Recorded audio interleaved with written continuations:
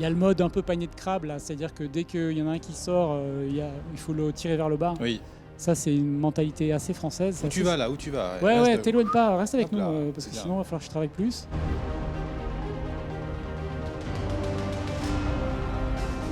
Est-ce que vous avez des queers dans votre staff Ah, plus 1. Est-ce que Yael fait bien le support Oh, plus 2. C'est beau ça. Vous avez un badge arc-en-ciel.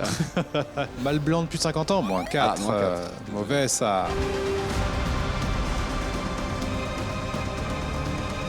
Bougez-vous le cul. Et arrêtez de poster des commentaires sur les vidéos sur YouTube en disant c'est bien, c'est inspirant, machin. Faites des choses.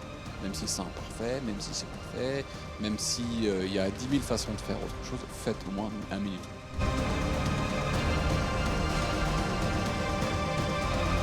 En fait, tu te rends compte qu'il y a tout un système qui est construit pour que tu travailles et que tu cotises. Mais en fait, les gars, je suis pas venu pour ça. Bienvenue dans ce nouvel épisode de Daron du Biz où nous avons un invité exceptionnel, un ami, Michael Ferrari, qui nous vient tout droit du Portugal. Nous sommes à Angers aujourd'hui. Merci d'être venu. Avec plaisir, grande opportunité et je suis content d'être là. C'est cool. Est-ce que tu peux nous dire rapidement qui es-tu, qu'est-ce que tu fais, pourquoi on devrait t'écouter, est-ce que tu es quelqu'un de fiable? Oui, je vais essayer. Michael Ferrari, moi je fais de l'investissement immobilier depuis peu plus de 14 ans maintenant et de la formation en ligne sur notamment le secteur de l'immobilier et puis de l'argent de manière générale. Alors pourquoi à Angers? Parce qu'on est à Angers. On est à Angers. On s'est rencontrés à Angers. Exactement. Je vais raconter un petit peu l'histoire, l'anecdote. En fait, j'ai acheté des formations avant qu'on se connaisse. J'avais acheté Esprit Riche. L'académie, ouais. L'Académie Esprit Riche, parce que à l'époque, je me dis, il faut que je fasse de l'IMO, tout le monde fait de l'IMO, ça a l'air bien ce truc, faisons de l'IMO. Au final, ça va beaucoup plus loin que l'IMO, l'Académie Esprit Riche. Et en fait, j'avais vu que tu avais une bonne tête. Je me suis dit, ce gars, il a l'air gentil, il est de confiance, je vais acheter sa formation. Je l'ai regardée, excellente. Alors, je n'ai pas tout consommé, je ne consomme pas toutes les formations. Tu fais partie de ces gens-là. Voilà, évidemment. En fait, j'achète ce qui m'autorise le droit de passer à l'action. T'as regardé la vidéo de l'intro et tu te dis c'est cool, je vais continuer plus tard. Je suis coupable de ça aussi. Toi aussi, tu fais bien ça évidemment. Ah, tout le monde le fait. Et donc, du coup, à l'époque, c'était 1500 €. Et je me suis dit, putain, 1500 balles, il faut peut-être que je les rentabilise, parce que 1500 balles quand même. Et donc, je voulais acheter un immeuble de rapport. Et là, je me suis dit, waouh, c'est compliqué quand même, l'immobilier, faut... Ouais, alors ça, c'est un vrai sujet dont on peut parler, parce que l'immobilier, les entrepreneurs, ça fait pas bon ménage. Ouais, en fait, l'immobilier, c'est pas un petit truc qu'on fait en plus. C'est un vrai projet. Ça dépend comment tu le fais. Bah, tu vas nous expliquer. Et moi, j'ai vite compris que ça allait être difficile parce que quand je devais visiter des immeubles de rapport et qu'il fallait quand même avoir le nez pour savoir si la toiture elle était morte ou quoi, et que j'appelais un artisan, tu peux venir à 9h pour visiter avec moi, et que du coup, il n'y avait personne, je me suis dit ça va être compliqué. Et je me suis lancé l'idée d'aller voir les maisons avec des grands terrains. Et en fait, on a acheté cette maison-là grâce à l'Académie Esprit Riche, où je me suis dit, il me faut une maison qui a grand terrain, et ce terrain n'est pas encore constructible, donc ça tarde un peu, mais devant chez moi, il y a quelques millions d'euros en théorie qui nous attendent dans les années à venir. Donc, c'est beau ça, tout a commencé plutôt grâce à toi. rentable comme formation. Donc. Voilà, c'est ça, Tu valides. normalement elle sera rentable. Avant d'être riche, tu faisais quoi dans la vie? Avant d'être riche, j'étais consultant. Je faisais du conseil en organisation, donc dans les banques, à Paris. Et je les aidais à optimiser leur processus, donc les méthodes internes de travail. Ça avait l'air génial ce truc-là. Il y avait des projets intéressants, des projets qui étaient ultra chiants. C'était très variable. Espèce de coquin. Ouais. Très variable. Pourquoi t'as fait combien de temps là-bas? Alors j'ai fait ça pendant 6 ans, je crois, un peu plus. J'ai fait ça. Alors moi, j'ai une particularité, c'est que j'ai fait beaucoup de choses en parallèle. Donc j'ai fait ça en parallèle d'écrire mon blog au départ. Parce qu'au départ, c'était un blog. Mon blog date de 2007. Donc, 2007. Je sais que tu fais partie des vieux de la vieille. Des vieux de la vieille. Donc tu as installé ton WordPress tout seul? J'ai installé mon WordPress tout seul, acheté mon petit nom de domaine, fait mon petit thème bidouillé à la main, voilà, et écrire les articles. Et donc je faisais ça en parallèle de ce métier-là. En plus de l'immobilier que j'ai commencé à faire un peu après. Voilà. Qu'est-ce qui a fait que tu as décidé de partir de ce job-là? Alors le déclic, je l'ai poussé jusqu'à bout ce job, et il y a eu 2 facteurs. Premier facteur, c'est j'ai eu la naissance de mon premier enfant. Et ce job, il se fait à Paris. Oui. Et j'ai vu qu'il y avait des consultants plus âgés que moi qui continuent à faire ça. Et souvent, ils habitaient loin de Paris. J'en ai même connu un qui habitait en Espagne. Il faisait les allers-retours toutes les semaines, tu vois. Et je me suis dit, c'est pas trop comme ça que j'ai envie de vivre. Donc il y a eu ça, et il y a eu le fait que ce métier-là, c'était une ultra niche. C'est-à-dire que les grands cabinets classiques dans ces métiers-là n'avaient pas d'offres sur cette thématique.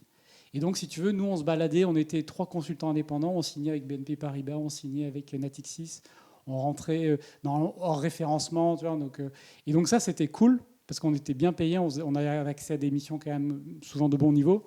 Et on n'était pas embêtés, on n'était pas concurrencés par les autres cabinets.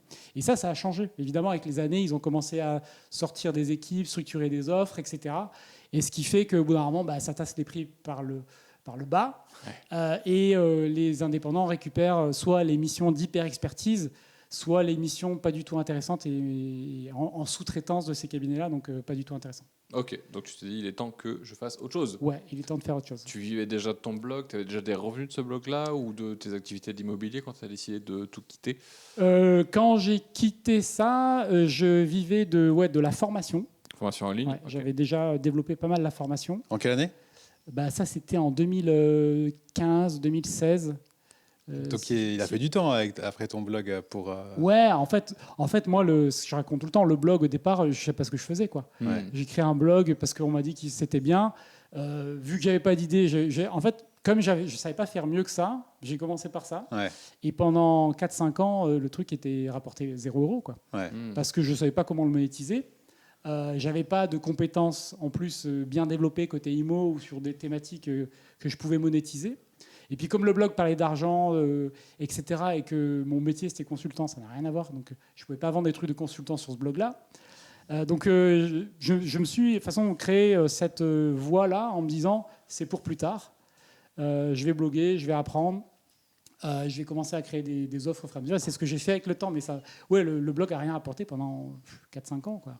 Ouais, incroyable. Et j'écrivais, en plus c'était un truc d'acharné parce que je m'occupais de mon blog avant de partir faire mon métier, donc entre 7h et genre 8h30, 1h30 le matin, 1h le soir, pour écrire 2 ou 3 articles. Mais alors pourquoi tu avais un blog? C'était quoi ton objectif de base? L'objectif c'était d'apprendre sur cette thématique. D'accord, en fait tu écrivais pour toi-même apprendre. Ouais. En fait tu te donnais l'obligation de donner du contenu qui t'obligeait à devenir meilleur en étant bon pour devoir écrire un blog, c'est ça? Ouais, exactement. En fait, quand j'ai commencé le métier de consultant, j'ai développé une petite partie de formateur en entreprise. Donc, j'ai formé des salariés que le boss force à venir suivre une formation qu'ils n'ont pas choisie. Ouais.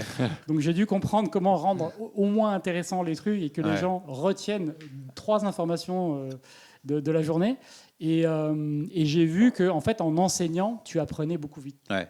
Et c'est le test ultime. Si tu es capable d'expliquer quelque chose, c'est que tu l'as compris. Ouais. Et donc, c'est pour ça que j'ai commencé à lire des livres, à apprendre à l'époque de formations américaines sur l'argent et à répéter, régurgiter, faire un peu le perroquet dans ces cas-là. Ouais. Mais c'est une manière de s'approprier aussi les enseignements, les leçons et tout ça, et à les réécrire sur mon blog ou sous forme d'articles parce que du coup, c'était une manière de développer de la compétence, quoi. Quelles sont les lectures qui t'ont influencé durant cette période ? Alors, il y a le classique Père riche, Père pauvre. Kiyosaki. Que plein de gens détestent parce que c'est un peu simpliste, mais en vrai, c'est tellement fondamental que c'est génial. Au départ, en fait, ce qu'il racontait, les gens, il fallait déjà le conceptualiser. Ouais. C'est vrai qu'une fois que tout le monde l'a compris, tu fais c'est bidon. Sauf qu'au final, non, c'était vachement bien. Ah oui.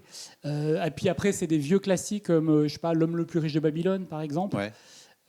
Où il y en a un en anglais, c'est Eight Rays of Diamonds. Je ne sais même pas comment c'est en français, là. Je connais pas. Il y a des classiques comme ça, L'homme le plus riche de Babylone. Ouais. Qui c'est qui a fait ça, L'homme le plus riche de Babylone? Il s'appelle Clarkson, je crois, ou Clauson. J'ai jamais lu ça, L'homme le plus riche de Babylone. C'est un vieux truc, ça aussi. C'est pareil, c'est philosophique, en fait. Oui, c'est ça, c'est un peu de la pensée de la richesse, mindset de richesse. Ouais, c'est ça. Ok. Et alors, du coup, tu lis, tu te formes aux États-Unis. Et c'est quoi le déclic pour commencer à monétiser, à lancer tes formations en ligne? À partir de quoi, de quel élément, de quel déclic tu t'es dit, ça y est, je vais lancer un truc et mon blog va enfin ramener du cash? Parce que là, ça fait 5 ans que je fais des trucs. J'ai fait une petite tentative. Au bout de 3 ans de blogging. Donc, au bout de 3 ans... avant, j'étais salarié exactement dans le métier. Donc, je quitte le salarié parce que j'en avais marre. Et en fait, on part avec ma copine qui est aujourd'hui toujours avec moi. On part à Berlin. On se dit, en fait, on en a marre de Paris. Là. Ça fait 4-5 ans qu'on est à Paris. On part à Berlin, voilà, vivre autre chose, en fait. Et on ne sait pas quoi. Et donc, à cette époque-là, du coup, j'étais full-time sur mon blog. J'ai été full-time pendant une période, quelques mois. Et donc, j'ai commencé à l'époque à écrire un e-book sur comment devenir riche et sur la gestion. Et puis, j'ai fait un truc sur la gestion du temps après. Ok. Parce que c'est mon dada, c'était l'optimisation. Et donc, le lien avec le conseil, c'était ça. Est-ce que ça a marché? Ça, écoute, à partir du moment où tu t'encaisses 19 balles quand tu n'as jamais rien vendu en ligne, C'est une victoire. c'était les meilleurs 19 € de ma vie. Quoi. Ah, donc tu es un fameux vendeur de PDF. Ah, je suis un vendeur de PDF. Ouais, moi aussi, j'ai commencé avec le PDF. Pas toi? T'as pas commencé avec le PDF là? Non. Direct, non, Non, on est un petit peu au-dessus, nous. Désolé. Désolé. On n'a manges pas pas de des ce pain-là, PDF toi. à 7 euros. Ma femme vend toujours des PDF Oui. et ça nous Ouais, paye ouais. nos vacances, d'ailleurs. Oui. C'est pas mal. Non, ça marche toujours le PDF. Hein. Ouais, bien sûr. Enfin, tous les formats marchent de toute façon. Et donc, au départ, c'est ça. Ouais. Au départ, j'ai ces petites premières ventes avec des PDF comme ça que j'ai écrit, d'e-book que j'ai écrit. Excellent. Et t'as fait combien de CA, tu te rappelles? Ah, je sais plus du tout. Ça doit être entre 5 et 10 000 balles, je pense, Ouais. tout cumulé. Ouais. Mais c'est, pour la petite anecdote, c'est un PDF que j'ai vendu pendant très longtemps, hein, parce que même genre 10 ans après, il y avait toujours une ou deux ventes par mois qui se faisaient, donc ça me faisait marrer. Ça, c'est fou. Hein. Ouais, c'était C'est un bel actif. Hein, très rigolo. Ouais. Les gens moquent souvent les vendeurs de PDF. Comme si c'était. Parce qu'ils vont le comparer à des livres ou autres. Et là, c'est même pas un livre. Mais les gens continuent d'acheter. Hein. Ouais, ça peut bien marcher Ah pendant oui, longtemps. ma femme a écrit un PDF en 2016. On était en vacances à Biarritz. Elle écrivait ça dans une petite caravane qu'on avait louée là. Et elle le loue toujours. Et elle a fait des centaines de milliers d'euros. Oui, parce que le Ah, jour, elle le vend calculé toujours. vite fait, je ne sais plus comment elle a dit comme chiffre, mais c'est énorme. C'est énorme. Ouais. Énorme. Et toujours aujourd'hui. Hein. Et encore. Et c'est le même. Et hier, j'avais des notifs PayPal parce qu'on partage le même compte. Tout, putain. Arrêtez avec ces PDF. C'est ouf. C'est incroyable. C'est énorme. Non, mais Et, oui, c'est un temporel. Ouais, et t'as level up après alors? Dit... Ouais, en fait, j'ai fait ce passage à Berlin, mais j'avais pas réussi à développer assez de chiffre d'affaires avec le blog. Il fallait revenir à la maison. Ouais. Comparé au consulting, tu vois, c'est dur. Et c'est un peu le piège du consulting quand ça marche bien. Tu fais de l'argent. Ouais. Bah ouais. Donc, et j'ai eu une opportunité à l'époque, donc un ancien contact qui me rappelle en me disant j'ai une mission, tu peux revenir en tant qu'indépendant. Là, t'as replongé. Ah ouais, là je me suis dit. Ah, t'as replongé. Il a replongé. Ouais, je suis replongé. Ah ouais. On l'a perdu. Ouais. T'imagines, J'ai perdu la coque. Michael Ferrari n'aurait peut-être jamais existé. Ouais. Dans la poudreuse. Ouais, non, mais c'est vrai. Hein. Ah, t'as été reprendre ta petite dose mensuelle. Ouais, parce qu'en fait, c'est ce que je trouvais de plus excitant à l'époque, en fait. Hein. Ouais. Le côté, tu vois, les PDF que j'ai fait. Je pense que j'avais créé. Est-ce que j'ai créé à l'époque la première formation vidéo? Je l'avais peut-être créée sur la gestion du temps. Ouais. Ah, mais ça, c'est une niche de merde, ça. Ouais, mais j'avais fait genre 30 000 balles, j'étais super. Ah, quand même. Ah ouais, Ouais. j'étais super content. La gestion du temps, 30 000 euros, c'est. Ah ouais, sur le premier lancement. Après, ça a dégringolé, ça a fait des petites ventes, mais c'était pas. En fait, t'as vendu à ta communauté qui t'adore. Ouais. Et il y a un marché qui est pas suffisamment intéressé. Non, ça j'ai compris. Et j'ai vu que c'était pas reproductible. Ouais, c'est ça. Et donc, c'est pour ça que je me suis dit, bon, ça, c'est pas super fiable. Donc, il nous faut du fiable. Il faut rentrer du cash. Donc, le métier de consultant était bien pour ça. Et t'as repris combien de temps le consulting? C'est la période qui a duré 5-6 ans, quoi. Ah oui, Ouais. quand même. Ouais. Attends, en tant qu'indépendant. Ah oui, en fait, avant, t'étais salarié. J'ai fait ça T'es parti en Allemagne. ok. 2 ans en tant que salarié. C'est ça. T'es Pose- parti en Allemagne, pose en t'as gagné Allemagne. un peu la PDF Money, pas assez. T'es revenu en Ouais. tant que consultant Ouais. à ton compte. Ouais. Et t'avais pas planté une petite graine, la PDF Money, entre-temps? Si, mais en fait, le métier de consultant c'est quand même assez cool. Stimulant. Ouais, t'aimais bien, dans, en fait. j'étais dans ma niche, j'étais avec mes collègues, on rentrait dans des bons projets, dans des bons niveaux, donc c'était intéressant. Mais t'avais ton premier enfant déjà là? Non. Non. Ah oui, Premier c'est pour enfant ça. est arrivé vraiment à la fin de cette période-là de Ouais, et consulting. c'est là où tu t'es Ok. dit, je veux basculer. Parce Ouais. que j'ai Et pas envie j'avais de tout déjà. Oui, Ouais, amorcé. semi-basculé. Le consulting, ça m'a bien amusé 2-3 ans. Ok. Et puis après, j'ai eu 2-3 ans où j'ai commencé à me dire, bon, il faut. Et c'est pendant cette période que j'ai commencé à développer des formations sur l'immobilier. Ah oui. D'abord, j'ai acheté un appartement, puis un immeuble. Et puis après, j'ai créé ma formation. Il t'a fallu beaucoup d'argent à l'époque pour investir dans l'immobilier, quand tu dis acheter un appartement, un immeuble, parce que pour la plupart des Français, je vais parler comme un homme politique, pour la plupart des Français, on Pour le s'imagine ménage moyen. pour le ménage moyen, on s'imagine qu'il faut quand même un gros capital de départ pour acheter un immeuble entier et faire comme Monopoly. Enfin, est-ce que c'est vraiment accessible à la plupart des gens? Je fais bien le mec. Alexandre Ross, écoutez-moi bien. Je vais vous apporter une réponse très simple. Elle sera en 3 points.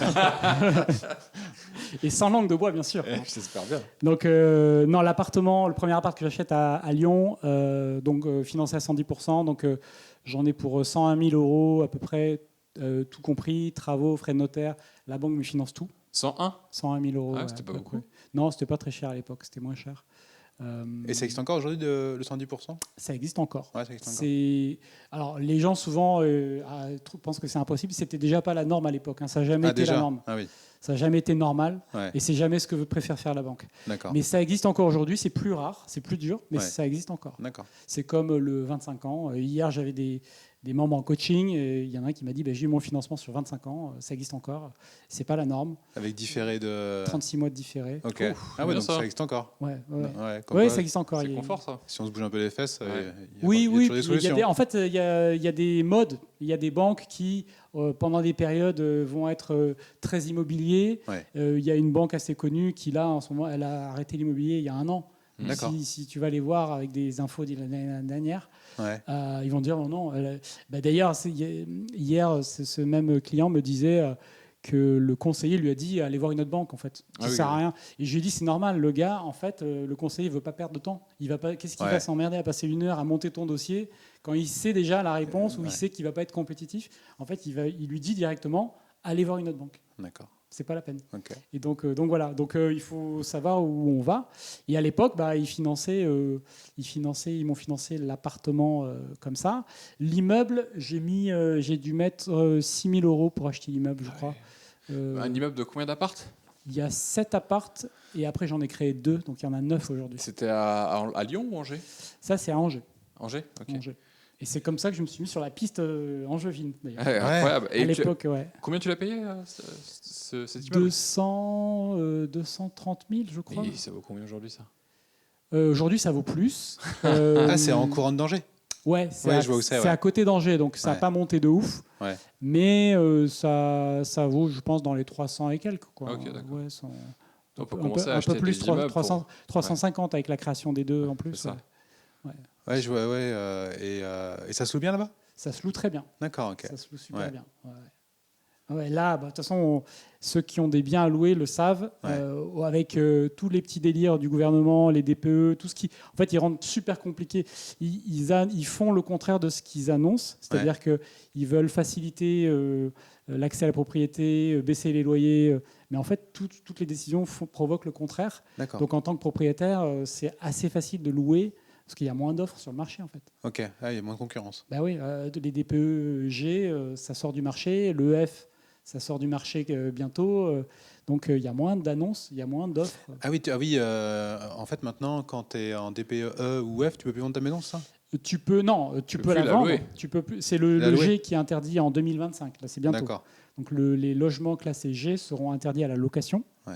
Donc ça, je sais pas, ça fait combien, 4 ou 5 millions de biens Qui sortent qui sortent du marché. Ouais, c'est fou. Ah, donc il faut les rénover. Il faut les rénover. Oui. Et puis il y en a qui sont facilement rénovables, il y en a qui sont quasiment.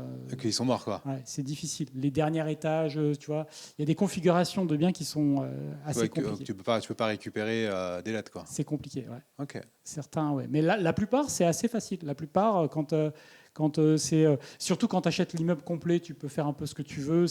Mais quand c'est un appart, dernier étage, en copro, avec où le pire, c'est où il n'y a pas de mur mitoyen avec d'autres immeubles, Ouais. il y a beaucoup de Ah déperditions. ouais, ouais. Là, c'est très compliqué. Très compliqué. Tu vas mettre pompe à chaleur, tout ce que tu veux. Tu peux atteindre un E, hein, peut-être, hein, Ouais. mais ça va te coûter assez cher pour un résultat qui sera pas. Faut qu'en 2030, on te dise ouais. finito. Donc ça, c'est des biens à éviter. Ouais. Ok. Et donc là, tu es en quelle année ton premier immeuble? L'immeuble, c'est 2014. 2014. C'est à Angers? Ouais. Et t'habitais déjà à Angers? Non, Ah non, ouais. non. Au départ, c'est un chasseur de biens qui me trouve. Je le mandate en disant je veux acheter un immeuble, et lui, il me dit celui-là ici. viens voir. Donc je viens voir. Je connaissais pas la région, moi. Ouais. Et, Je te dis, mais quelle belle région. je me dis, c'est incroyable. En fait, j'ai cherché le paradis. je The l'ai place to trouvé. C'est ça, c'est le plus bel endroit du monde ici. Et donc je l'achète. Et puis c'est 2 ans plus tard même pas, un an plus tard, je vais m'installer dans la région. En fait, en l'achetant, en faisant du coup mon analyse, mes recherches, je me rends compte que c'est déjà une région agréable, une région qui est sous-cotée, sous-développée en termes d'immobilier. Et donc je me dis, bon, ça va fonctionner ici. Donc autant venir m'installer ici pour faire mes emplettes sur place, ça sera bien. Ouais. Et donc c'est ce que j'ai fait. Et tu arrives en famille, On est arrivé en famille. en terre angevine, Ouais. sur les grandes terres du roi René. On est arrivé à 3, on est reparti à 4. Ouais. Excellent. Combien de temps t'es resté dans le coin? 2 ans et demi, je crois, à peu près. Ok, donc c'était assez court. Ouais, c'était assez court. Et là, t'as investi massivement dans l'immobilier? Ouais, à cette époque, j'étais vraiment sur une phase d'achat parce que pour moi, c'était vraiment la bonne phase pour moi et la bonne tendance en plus sur le marché. Donc, c'était un peu une évidence. Je répétais à tous ceux qui voulaient l'entendre qu'avec les taux bas, avec tout ce qu'ils avaient provoqué, c'était une aubaine d'acheter de l'immobilier avec des taux à 1,50, avec des prix qui étaient encore relativement bas, mais qu'à l'époque, les gens trouvaient déjà élevés. Parce que pour la petite anecdote, moi, ce qui m'a retardé dans l'immobilier, c'est qu'à l'époque, je suivais un forum dans lequel les gens faisaient des analyses pseudo-scientifiques avec la base de courbes et tout ça, et qui te démontraient par A plus B que les prix étaient trop chers. Ok. Ça, c'était en 2005. Ouais. Donc en 2005, je me dis, bon, non, l'immobilier, ça a l'air trop risqué, c'est déjà trop cher. Et en fait, je me rends compte, 3 ans plus tard, je me dis, mais en fait, c'était que de la merde, ces trucs. C'était que de la merde. Parce qu'au final, les gens pensent que c'est toujours le pire moment pour acheter et que c'est toujours le moment le plus cher. C'est toujours comme ça en immobilier. Ouais. On a toujours l'impression d'avoir raté le train. Ouais. On a toujours l'impression que les prix ils sont juste en haut. Ouais. Alors parfois, c'est le cas. Il y a Ouais. des marchés qui explosent, ça arrive. Mais la plupart du temps, ce n'est pas le cas. De toute façon, à long terme, même à très long terme, c'est toujours en croissance. Si tu prends les trucs de très long terme, tu te rends compte qu'il y a des périodes dans l'histoire, en 1960, où l'immobilier était beaucoup moins cher pour les ménages. Mais ça a changé. Moi, je ne sais pas si ça reviendra un jour à ça. Tu veux dire que ça revienne bon marché? Ouais. En fait, C'est pas le sens de l'histoire. Non, à court terme. Il faudrait qu'il y ait un boom, un crack. Il faudrait qu'il y ait des facteurs qui fassent que les prix baissent. Et qu'est-ce qu'il peut faire? C'est moins de gens. C'est ça, c'est une dépopulation, mais bon, Oui. c'est pas. Ou plus de construction. Et même, Ouais. on prend un pays comme le Japon, où ils ont une chute dramatique du nombre d'habitants. L'immobilier baisse. Il y a des maisons pas chères dans les zones qui se dépeuplent, donc souvent à la campagne. Ouais. Mais dans Tokyo, non, pas Ouais, c'est trop. toujours- Ouais. toujours cher. Oui, c'est comme Ça dépend Paris. des Paris, endroits. il y a quand même peu de risques que ça baisse quand même. Après, Ouais. il y a des zones, des zones qui. Ouais. Est-ce que tu connais Fantastic Book? Oui, bien sûr, parce que j'ai écouté le podcast et j'ai entendu qu'il y avait une sponsor il y a quelques épisodes. T'étais pas au courant, mais il y a une deuxième sponsor et c'est maintenant. Super. Je veux savoir ce que c'est. Il est bon, il est bon. Ah, il est très fort. Tu n'as jamais essayé Fantastic Book, Michael Ferrari? Non, je n'ai jamais essayé. C'est vrai? Non, c'est vrai. Mais Ah ouais pourtant, t'as publié des livres, toi. Ouais, j'ai publié des livres, mais en écoutant la sponsor la dernière fois, je me suis dit putain, ça peut être un bon truc si je refais un livre. Exactement. Mais sache, C'est vrai, en plus. C'est vrai en plus. C'est un bon. cette pub C'est vrai, en cette plus. pub est très Je bonne. suis sûr qu'il y a un code promo ou un truc. Attends. Ne dites pas qu'il y a un code promo. Il y en aura peut-être un, je sais pas. Eh bien, sache que ce n'est pas que pour les livres. Ce n'est pas parce que tu es un éditeur de talent que tu exploites à 100% la puissance de Fantastic Book, puisque tu peux aussi envoyer des cadeaux à tes meilleurs clients. Tu voudrais en savoir plus? Je veux en savoir plus. Eh bien, figure-toi que nous avons le deuxième représentant de Fantastic Book qui va nous expliquer ce que Fantastic Book peut faire pour toi. Alors nous, on avait, historiquement, nous avions notre journal Maman épanouie, qui est pour les mamans. Et je l'avais fait éditer pas loin d'ici à Segré. Tu vois où c'est Segré? Chez un éditeur à 1 euro et des bananes le truc. Donc c'était cool, c'était pas très cher, j'étais content. Sauf que j'ai dû aller chez lui au moins 5-6 fois, avec des retours, le truc était mal imprimé, c'était dégueulasse. Et je passe par Stéphane de chez Fantastic Book. Il a tout géré lui-même. C'est même mon assistante de l'époque qui a géré. Et laisser tout à une assistante, pour moi, c'est extrêmement compliqué. J'ai un peu du mal avec la délégation et le management. Elle a tout géré, donc ça a été hyper bien fait. Et dès qu'un client achetait chez nous, paf, avec un petit webhook pour les gens qui connaissent cette technique, ça leur envoie directement l'information à Fantastic Book et ils envoient directement aux clients partout dans le monde. Tu sais, Michael, je suis quelqu'un de bien informé et on m'a dit que tu faisais partie des infopreneurs qui faisaient des plus gros lancements, notamment sur les 5 Day Challenge. Est-ce que mes sources sont bonnes? Alors, je ne sais pas ce que font les autres exactement, donc je n'aime pas m'attribuer Quelle des humilité. titres. C'est Oh, vrai. tu fais partie des cracks, allez, c'est bon, assume. Eh bien, figure-toi, donc tu confirmes, tu fais des lancements en tout cas. Je fais le lancement. Eh bien, figure-toi que tu aurais pu, par exemple, dans le cas de ton dernier 5 Day Challenge, envoyer des workbooks chez les gens qui auraient, par exemple, commandé un petit ticket VIP pour, pourquoi pas, participer à avoir des coachings en plus durant le 5 Day et recevoir un workbook pour être encore plus impliqué pendant ce 5 Day Challenge et pourquoi pas être encore plus engagé et prendre ton produit final, par exemple. Ouais, pas mal. Et ben ça, c'est possible aussi. Excellent. Ouais, et Fantastic Ouais. Book le propose. Et moi, je trouve que en fait, ils sont en train de switcher. C'est-à-dire que oui, si tu as un livre et que tu es déjà un bon vendeur de livres, évidemment que tu peux passer par ce système-là. Mais c'est pas conseillé pour ceux qui voudraient lancer un livre, qui n'ont pas encore eu, tu vois, le succès, parce que en fait, ils vont s'abonner à Fantastic Book, mais ils vont abandonner au bout de 6 mois parce qu'ils vont vendre 10 livres et que ça sert à rien, en fait. Mais là où c'est intéressant, c'est que effectivement, ça level up ton auto-édition si c'est dans tes objectifs, mais c'est surtout que maintenant aussi il prépare tout ce qui est objet physique pour augmenter la fidélisation et les résultats de nos clients, et ça c'est cool. Oui, est-ce que tu connais la part de personnes qui ne suivent pas des formations? C'est à peu près la moitié. Hein. Ah, t'as la moitié des gens qui ne suivent pas. Ouais. Et c'est un vrai sujet en fait, même C'est un pour. vrai sujet. Ouais, c'est un vrai sujet. Et lui, en fait, il a étudié le truc. Et tu sais, tu peux faire un book qui va avec. Et il accompagne aussi les gens à faire le book. Ce qui fait que quand tu as un book physique chez toi, tu es plus amené à suivre la formation, donc à avoir des résultats. Et donc tu fidélises. Et si tu fidélises, tu fais plus d'argent. Ouais. On a déjà parlé de ça sur la première sponsor de Fantastic Book, on remercie. Déjà, vous avez le code DARON avec un S. Vous l'avez soit en commentaire en bas, soit en lien, ou soit vous le rentrez quand vous vous inscrivez. Vous avez 1 mois offert. Ouais. Et vous pouvez tester la qualité du service. Mais ce qui est intéressant, c'est qu'effectivement, il a mené ses études et donc sur ses clients, il peut certifier que ça augmente la complétude, ça augmente les résultats, la fidélisation et le chiffre d'affaires. Donc moi je dis, allons-y. Allons-y.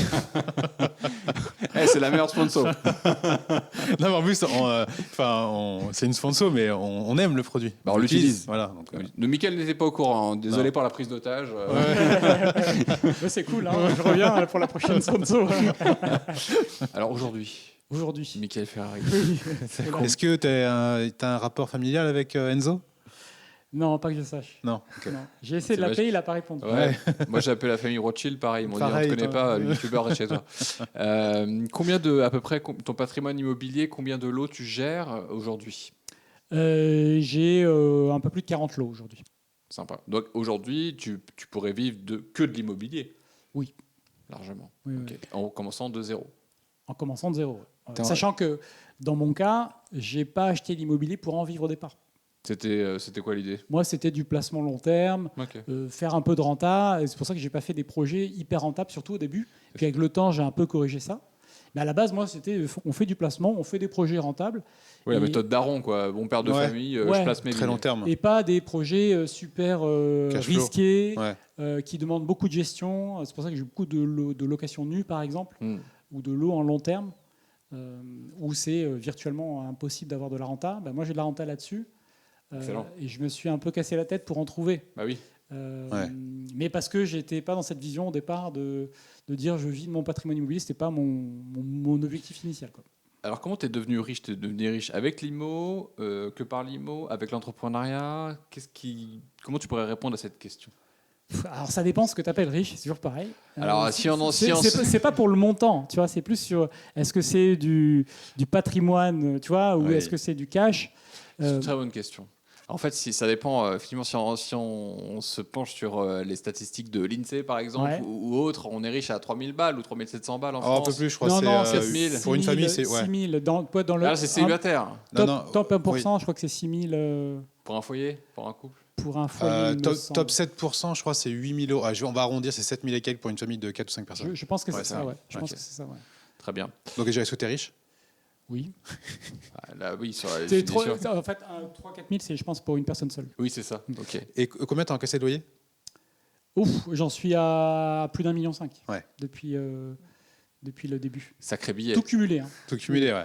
Ouais. Ah, c'est beau. tout cumulé. Bon, Ah, pour c'est- l'instant, c'est la banque qui récupère beaucoup, évidemment, parce que je T'as rembourse.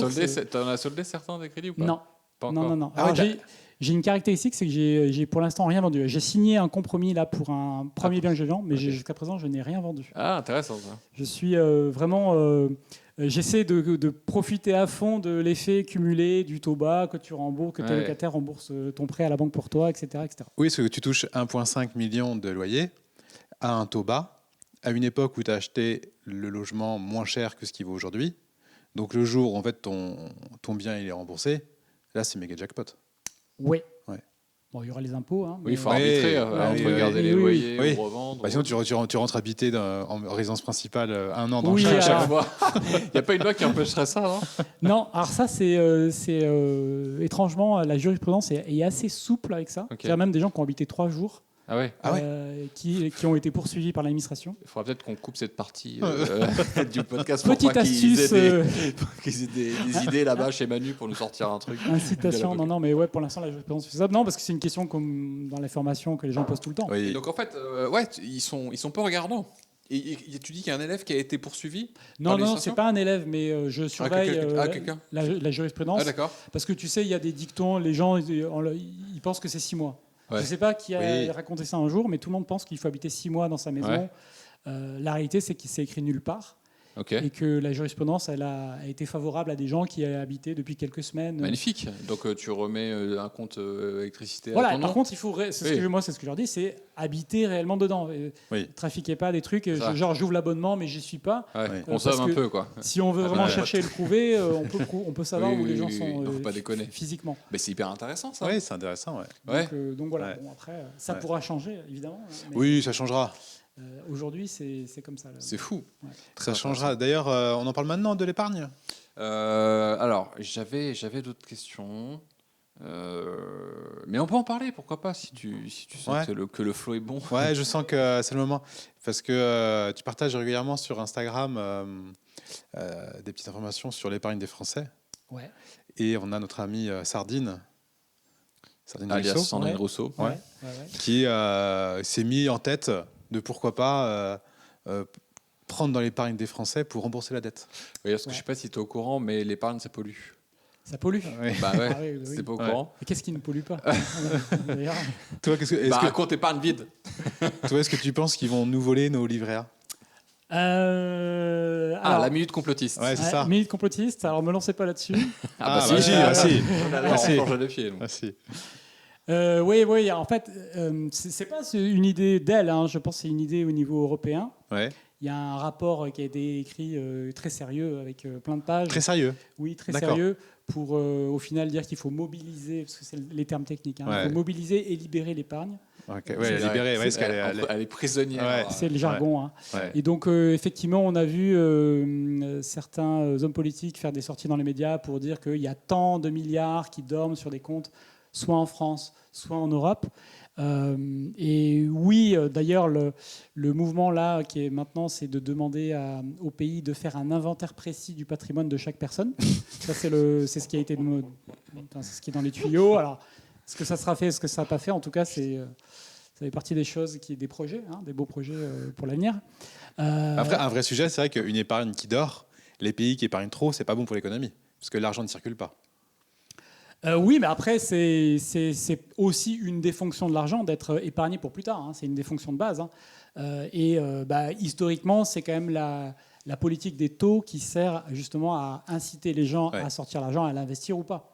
Parce que le vrai sujet, il est là. C'est que les gens épargnent parce qu'ils ont peur, ou parce qu'ils ont peur pour l'avenir, donc ils font des réserves, Ouais. ou parce qu'ils ne trouvent pas de projet intéressant. Parce que c'est rentable. Enfin, Ouais. c'est pas rentable, mais le taux était quand même assez élevé. Mm. Et tu sais à combien il est aujourd'hui le rendement du livret A?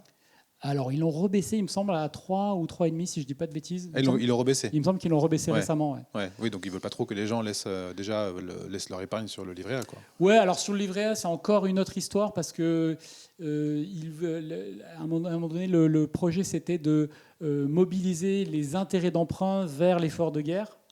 Oui, Ça, oui, c'est- c'est vrai. ça, On a c'est- oublié ça. On l'a vite oublié. Oui. Je ne sais pas ce qu'ils en ont fait réellement. Ouais. Vers l'effort de guerre. Oui, parce que tu sais, on est en danger en ce moment là. Ah oui, contre la Russie. Oui, alors, il y a les JO là qui Ah qui oui. mettent une pause. Le L'effort monde de s'est guerre, arrêté. Excellent. Mais oui, bon, ça. bah oui, on a quand même les Russes qui sont à nos portes quand même. Ah oui, oui, bien sûr. Ouais. On sait bien que c'est C'est le prochain la objectif. cause de tous nos maux. Hein, C'est évidemment, clair. hein, c'est ce qui se passe là-bas. Et ouais, donc voilà. Donc effectivement, il y a des réflexions. Mais tout ça, à la base, c'est quand même lié à l'endettement du pays. Ouais. Oui, c'est ça le vrai sujet. C'est le vrai sujet, il est Ouais. là, en fait. En fait, ils disent tiens, ça c'est nos amis, les gauchistes, mais il n'y a pas que, mais surtout, c'est tiens, 3100 milliards de dettes, tiens, 4000 milliards d'épargne. Ah, c'est bon, le compte est bon. Ouais, c'est Bim, ça. En c'est fait, bon, il y j'ai a- trouvé la solution. Attends, regarde, hop, on en prend là. Et Il y a ben voilà, les il y a gars. un mec qui a fait il a fait le total dans un tableau Excel. Ouais, et c'est il s'est ça. dit, oh putain, ça correspond. Problème résolu. Hop, sujet suivant. C'est incroyable quand même. C'est bon, tu Est-ce peux que tu penses continuer. que ça peut exister dans un avenir certain? Bah, en fait, si vous voulez, c'est même surprenant qu'on en soit là où on en est aujourd'hui. C'est-à-dire Que le pays soit encore Sur pied. vu comme solvable, Ah oui. Ouais. réussisse à faire financer sa dette sur les marchés, c'est surprenant. Allez, on rentre en procédure de redressement là. C'est léger. Oui, ils vont se faire taper sur les doigts, Tant on va payer plus, bon, un peu plus, un peu moins, voilà, ça va partir encore dans les limbes, on ne sait pas où. Mais il y a un vrai sujet, c'est vraiment parce que quand on regarde l'histoire, moi j'aime bien regarder l'histoire, il y a des États qui ont fait, on ne parle pas de faillite, on parle de défaut, mais des États qui ont fait défaut, c'est Grèce. arrivé par le passé. Alors la Grèce, elle a été un petit peu poussée dans le dos, mais c'est ce qui pourrait être arrivé, c'est ce qui peut arriver pour la France. Hein. Ouais. C'est ce qui peut, et là, c'est des enjeux après internationaux qui peuvent dégrader la France. Ouais. Mais oui, c'est un peu surprenant que tout soit sur pied. Hein. Ça tient en équilibre. Et il y a si on restait sur des bases logiques, et ça, on en revient à ce que je disais tout à l'heure sur 2005, quand ces gens-là analysaient les prix de l'immobilier, corrélés, etc. À l'époque, ils avaient raison dans le contexte de l'époque. Mais après, comme en 2008, ils ont rabaissé les taux parce qu'il y a eu la crise des subprimes, ça a boosté les prix de l'immobilier. Et moi, c'est à ce moment-là que j'ai compris que, en fait, on partait sur autre chose, quoi. Soit on partait vers un truc qui allait nous péter à la figure, soit on partait vers des prix qui allaient monter jusqu'au plafond. Et c'est la deuxième option qui a eu lieu. Donc pour l'instant, ça perdure. Mais impossible de savoir comment c'est possible techniquement. Oui. Ça n'a pas de sens. Oui, oui. Et puis il y a un autre projet là qui nous concerne tous les trois à cette table maintenant, qui est de faire payer les expatriés français. Je ne sais pas si tu es au courant. Là, on est en train de. Visiblement, C'est quoi taxé sur la nationalité, c'est ça Alors, c'est pas exactement taxé sur la nationalité à l'Amérique. Enfin, ils essayent. Alors, ça fait longtemps que Jean-Luc Mélenchon et son équipe transmettent l'idée. Et là, il y a notre apprenti Premier ministre là, qui va être Premier ministre qui nous dit il va falloir taxer, Lucie, faut taxer les expatriés. Les expatriés fiscaux, t'as pas l'air ravi d'apprendre la nouvelle. Bon, non, mais c'est sûrement une très bonne idée. Hein. Alors, elle s'est déjà fait recadrer par des gens qui savent à peu près de quoi ils parlent en disant c'est impossible, il va falloir renégocier à peu près plus de 200 accords bilatéraux de conventions de non-double imposition et la France ne pèse pas assez pour dire par exemple à Maurice ou ailleurs on va renégocier machin, etc. Non, en fait, les États-Unis ont un moyen de pression très important en disant en bon américain if you don't sign, fuck you. En gros, non, on peut pas le faire. Donc c'est compliqué. Donc, en tout cas, ils réfléchissent. Ça va peut-être être le début quand tu t'expatries. Je sais pas, peut-être une nouvelle exit tax, peut-être quelque chose. Mais ils veulent faire payer les salauds comme nous qui sont partis du pays. Et ils veulent faire payer la différence de ce qu'on aurait dû payer entre ce que tu payes dans ton pays d'adoption avec ce que tu aurais dû payer en France. Mais ça, c'est vraiment une grande qualité de la France. On est très créatif quand il s'agit d'impôts. Hein. Ça, t'es un peu politique, toi, t'as dû faire la politique. Puis le pays numéro 1, c'est un délire. Et en plus, ça n'a aucun sens parce qu'en fait, si tu payes ce que tu aurais dû payer, du coup, alors l'État doit nous faire un virement pour payer l'école. Pour payer nos cotisations de retraite et la santé. Ça marche pas comme Parce que du coup, c'est ce qui est compris avec le package normalement. Donc du coup, ils vont nous faire des virements alors, ça veut dire. Parce que moi, je paye 8 000 € ma mutuelle l'année et 4 ou 5 000 € l'école de mes enfants. Donc du coup, ils vont me faire un virement alors, si j'ai bien compris. Non, c'est pas ça le projet. non, ça va être à sens unique, je pense. Comme souvent. Je pense en vrai, le vrai projet, c'est quoi? C'est de te faire rentrer à la maison. Oui, ils veulent qu'on rentre. Tu Ouais. vois, que tu rentres et que, en fait, que tu C'est payes ça. tout ici. Ben, c'est bien connu, quand ton ex, tu l'as mis dehors et qu'il chiale à ta porte et qu'il te harcèle, t'as qu'une envie, c'est de rentrer avec lui. Non, tu dis, ah, bah, franchement, tu m'as manqué, j'arrive tout de suite. Tu vois, j'arrive, Et Sandrine. qui te demande Et encore Lucie. plus d'argent, Ouais, c'est ça, ouais. De toute façon, je sais plus, il y a une stat qui est sortie là, c'est pas un tiers des gens là qui ont le projet, qui veulent quitter le pays, quoi. Ouais, Ouais, bien sûr. Bien ça- sûr. Bah, après, c'est toujours le côté l'herbe paraît plus verte et puis Oui. tu as envie de tourner un peu la page de la négativité de plein de choses Oui, qui bien se sûr. passent ici. Et donc, oui, c'est... Ah, c'est sûr, quand tu vois des drag queens au JO, tu te poses la question, quoi. Tu te demandes quelle est ta place là-dedans. Ouais. Alors ça, c'est la minute problématique après la minute complotiste. T'as La aimé minute- les Vous drag enchaînez, queens T'as aimé les drag queens au c'est un JO peu le... Oui, ah, Oui, t'as aimé c'est un beau moment de spectacle, Ah ouais. incroyable, Très vraiment. beau, très beau cabaret. Très beau cabaret, Oui, oui, Je me souviens, oui, mes parents, des fois, ils me disaient, ouais, on va voir un cabaret de Travelo, je sais pas où, il y avait des spectacles dans Chez la Michou. campagne, là. Ouais. Ouais, mais, enfin, ça existait dans les campagnes, ça. Ah ouais. Et là, c'était à Paris, Mais, sur les JO. Bon, là, pourquoi pas, hein. Bah, c'est chez Michou, hein, Michou. C'est un projet, ça- non, mais par contre, moi, ce que je disais, c'est que là où je vis, j'ai plein d'amis qui sont de plein de nationalités différentes. Ouais. Et la dernière fois au foot, ils commencent à me parler des JO, à me dire c'était quoi ce bordel Qu'est-ce que t'as foutu, Qu'est-ce que Michael t'en pensais Ouais, il me demande qu'est-ce que t'en penses. Ils t'ont donné des comptes. Ouais, j'ai dit bah écoutez, moi je suis pas là-bas, moi. C'est pas par hasard. Hein. Ouais. C'est pas par hasard, voilà. Oui, bah, les étrangers normaux n'ont pas trouvé la cérémonie. Enfin, Paris était beau. Ouais, Paris, Paris c'est beau. était beau, Paris Voilà. est beau, Paris est une Paris très était belle beau. ville. La couille a l'air un peu moins. T'as vu? Oui, j'ai vu. Ouais. Et on a échappé, parce que moi j'aime bien quand même l'histoire de France. Petite info. À cause de la pluie, alors du coup maintenant on va dire grâce à la pluie, on a échappé à une arrivée de Louis XIV en skateboard avec des paysans du Moyen-Âge et des tirailleurs sénégalais. D'accord. Tu vas mélanger Ça aurait ensemble, été beau, ça. on fait la fête ensemble, Louis XIV et les tirailleurs sénégalais, on est Excellent. poteaux, quoi. Tu vois. Ah, c'est Très bien, bon, mais voilà. c'est très sympa. Ouais. Et il a plu, donc on a échappé à ça. C'est ça. Une pluie divine, dira-t-on. Alors, est-ce que tu avais fini de poser la question que tu voulais poser? Sur l'épargne Oui, l'épargne. bah, sur l'épargne, en Tout est gros, possible, en est-ce que je dois laisser mon argent sur le livret A ou pas? Sur l'épargne, bah écoute, moi j'ai créé un produit qui s'appelle débancariser votre argent, c'est pas par hasard. Là, je pense qu'il faut laisser le minimum de cash disponible. L'épargne, de toute façon, le rôle de l'épargne, c'est juste une épargne de précaution. Donc avoir 3-6 mois de dépenses courantes Ouais. de côté, et puis le reste, il ne faut pas que ce soit sur des comptes. Il Faut que ça investisse. faut ok. que ce soit investi dans des actifs. Ouais. Si possible, des actifs qui soient diversifiés, voire insaisissables Ouais. pour certains, et il faut se protéger, quoi. Qu'est-ce qu'un actif insaisissable? Des métaux précieux, de l'art, des objets de collection, des parts de société à l'étranger. Ça peut prendre plein de formes différentes. Ça peut être du financier, du physique. Il y a de l'immobilier à l'étranger. Ouais. Toi, tu as de l'art, personnellement? J'ai de l'art, ouais, j'ai de l'art. Aujourd'hui, il y a plein de plateformes qui rendent ça très accessible. Hein. Tu peux acheter des fractions d'œuvres ok. d'art. Ah, ok. Donc C'est ça- quoi, comme un NFT sur une... Alors c'est pas sur la blockchain, mais c'est le même principe que de l'achat. En fait, comme tu as de l'immobilier fractionné où tu peux juste acheter de l'immobilier pour 10 €, tu as la même chose sur Ok. de l'or, de l'art, sur des montres de collection, des voitures de Et tu as un collection. intérêt uniquement si c'est revendu ou tu as un intérêt un taux fixe sur ça?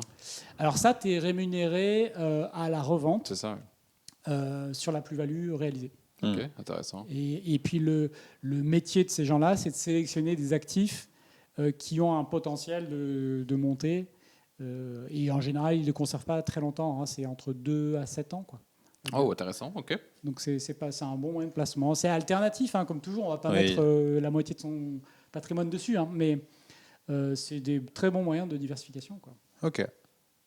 Très intéressant. Toi, tu dirais que c'est quoi les plus grosses erreurs que tu as pu commettre dans ton parcours d'investisseur? Et entrepreneur. Des plus grosses erreurs, j'ai envie de dire sur le parcours d'investisseur, c'est peut-être de ne pas avoir vu plus gros, paradoxalement. Je sais que quand on 40 lots, c'est déjà quelque chose, mais en fait, j'aurais pu très bien aller beaucoup plus haut, beaucoup plus loin. Moi, j'avais tendance toujours à me dire, bah oui, je le ferai au fur et à mesure en prenant mon temps. Tranquille. Ouais, tranquillou, prenant mon temps. Mais en fait, j'ai compris après coup qu'il y a quand même des phases de marché, il y a quand même des phases même de vie personnelle où il y a des projets qui sont adaptés que tu as envie de faire. Et en fait, 5 ans plus tard, tu n'as peut-être pas les mêmes envies. Et c'est pareil dans l'entrepreneuriat, c'est pareil dans le business.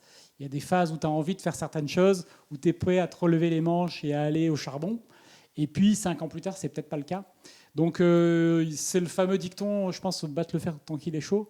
Je l'ai fait dans une certaine mesure, mais je pense que j'aurais pu le faire beaucoup plus. Ok, ouais, tu aurais pu faire 2 fois, 3 fois, 4, 5 fois plus. Ouais. Tu regrettes vraiment ça aujourd'hui ?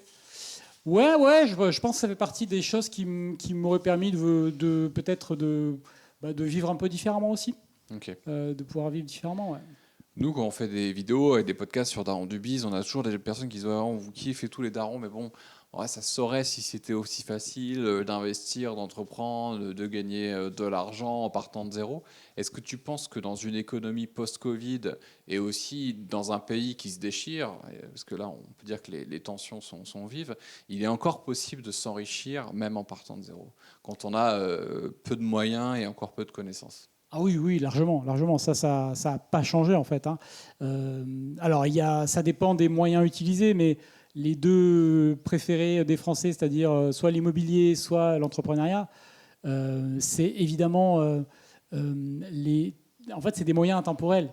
Et c'est juste que effectivement, il y a des périodes qui vont être plus favorables à l'un ou à l'autre, comme toujours. Mais moi, ce que je répète tout le temps, c'est que quand c'est lundi, que ce que tu as à faire aujourd'hui, c'est décider si tu fais rien ou si tu investis, en fait, tu investis. Et tu fais du mieux que tu peux. Et comme on est en France, tu fais en France avec les conditions que tu as ici. Et c'est tout, en fait. Je pense qu'il faut arrêter de se poser 20 000 questions et d'essayer de regarder en arrière pour savoir si c'était mieux avant ou si ça sera mieux demain. En fait, il faut vraiment agir dans le moment présent. C'est des vieux adages un peu New Age, mais il n'y a que dans le moment présent que tu peux agir. Et c'est que là que tu peux avoir un effet. Donc, si tu crées quelque chose, tu crées une boîte ou tu proposes un service qui se trouve que ça marche, tu vas gagner de l'argent, quoi. Donc, il n'y a que dans le moment présent que tu peux le faire. Donc, il faut absolument le faire. Il ne faut pas attendre. Et moi, je bouge, tu vois, ça fait partie de mes rôles quand tu t'accompagnes les gens, c'est à un moment donné les secouer, quoi. Ouais. On en parlait ce matin, je parlais à Fabien des calls qu'on a en ce moment, et c'est un peu plus calme cet été. On a eu pas mal de calls, tu vois, sur le mois de juillet, des entretiens téléphoniques avec des prospects qui hésitent à passer à l'action en prenant mes programmes d'accompagnement. Et je ne vais peut-être pas dire une connerie, mais je crois qu'au mois de juillet, on a eu entre 50 et 100 calls. Et les rapports, c'est je vais voir après mes vacances, je vais voir à la rentrée, etc. Alors il y a le boulot des commerciaux qui doivent être meilleurs en réussissant à mieux cadrer, mais quand même, moi, ça m'a toujours étonné, ce truc-là, de se dire j'ai une douleur, j'ai envie de me bouger le cul, mais bon, on verra à la fin des vacances quand même. Tu vois. Ou on verra quand mon fils sera majeur, on verra quand j'aurai ma promotion, etc. Et effectivement, ce truc-là, il est hyper important et je le vois chez les personnes comme toi qui ont beaucoup de succès et toutes les autres personnes qu'on interviewe, et même nous dans nos activités, c'est que c'est le time to market, quoi. Le temps, le délai pour aller se bouger le cul et faire ce qu'on a à faire, peu importe notre activité, immobilier, entrepreneur, etc. Et je voudrais passer un message. Ça y est. C'est enflammé les gars. Après une vingtaine d'épisodes de Daron du Biz, voilà un message fort. Donc. Je voudrais passer un message. Je voudrais que tous les Françaises et les Français qui nous écoutent aujourd'hui, bougez-vous le cul et arrêtez de poster des commentaires sur les vidéos sur YouTube en disant c'est bien, c'est inspirant, machin. Faites des choses. Même si c'est imparfait, même si c'est mal fait, même s'il y a 10 000 façons de faire autre chose, faites au moins un mini-truc.